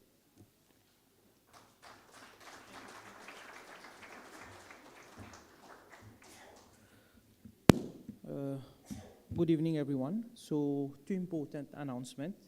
So, first and foremost, all delegates are warmly invited to the gala dinner this evening. The venue is Domaine Anna, and the starting time is 6:45. Please ensure you have your dinner access card with you. And if you have not collected it, please contact the shipping division. And we look forward to welcoming you for the gala dinner, firstly. And secondly, for all our international participants departing as from Friday evening or Saturday, contact Kaviraj and give all your details for transport facilities. Thank you, and see you afterwards. Bye. Have a nice evening. Yes, most importantly, outside the conference hall, the bus will leave in 15 minutes to take you to the gala dinner. Unfortunately, we have run a bit late, so we'll try to make sure due to the traffic situation currently in Triconflac. Thank you.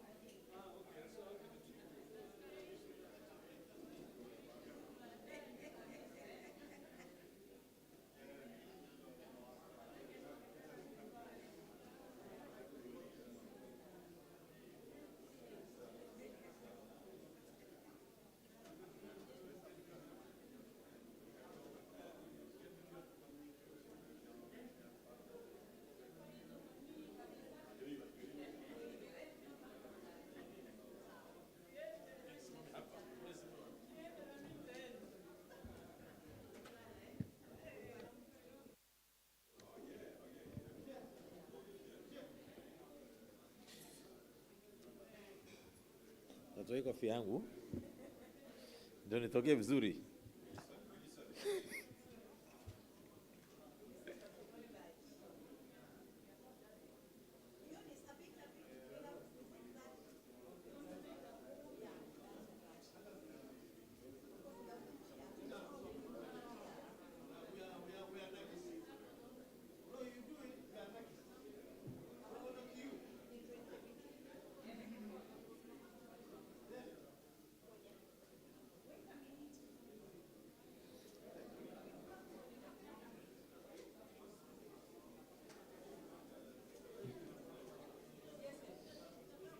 You're afraid to tell me.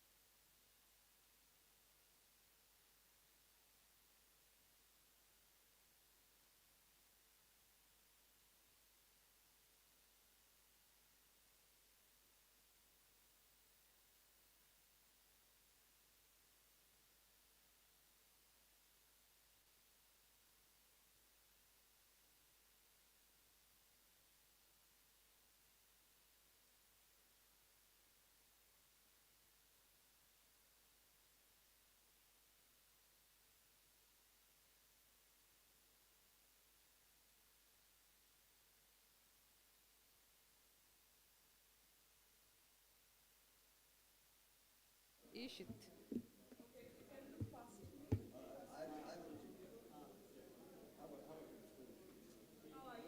I'm fine. Yes.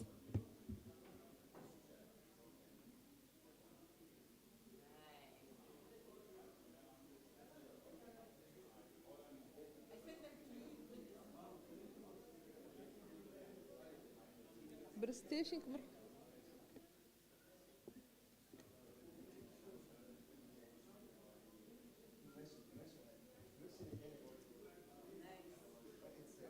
هو كان هالمر يجي قاد بشيرو يونس هو هالمر هو سناب جات كويسيف قرية يجي قاد هالمر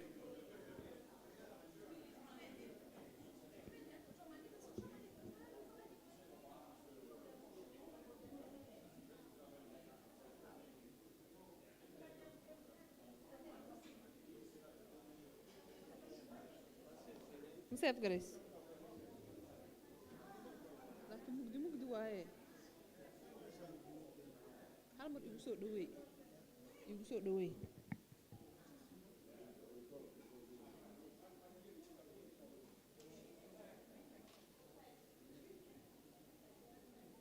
اوكي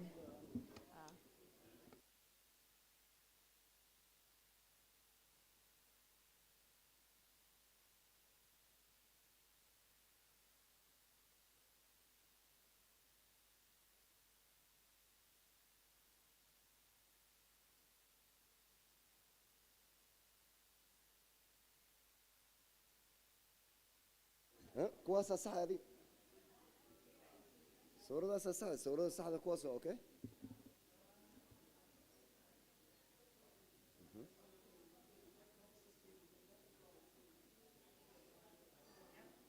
أوكي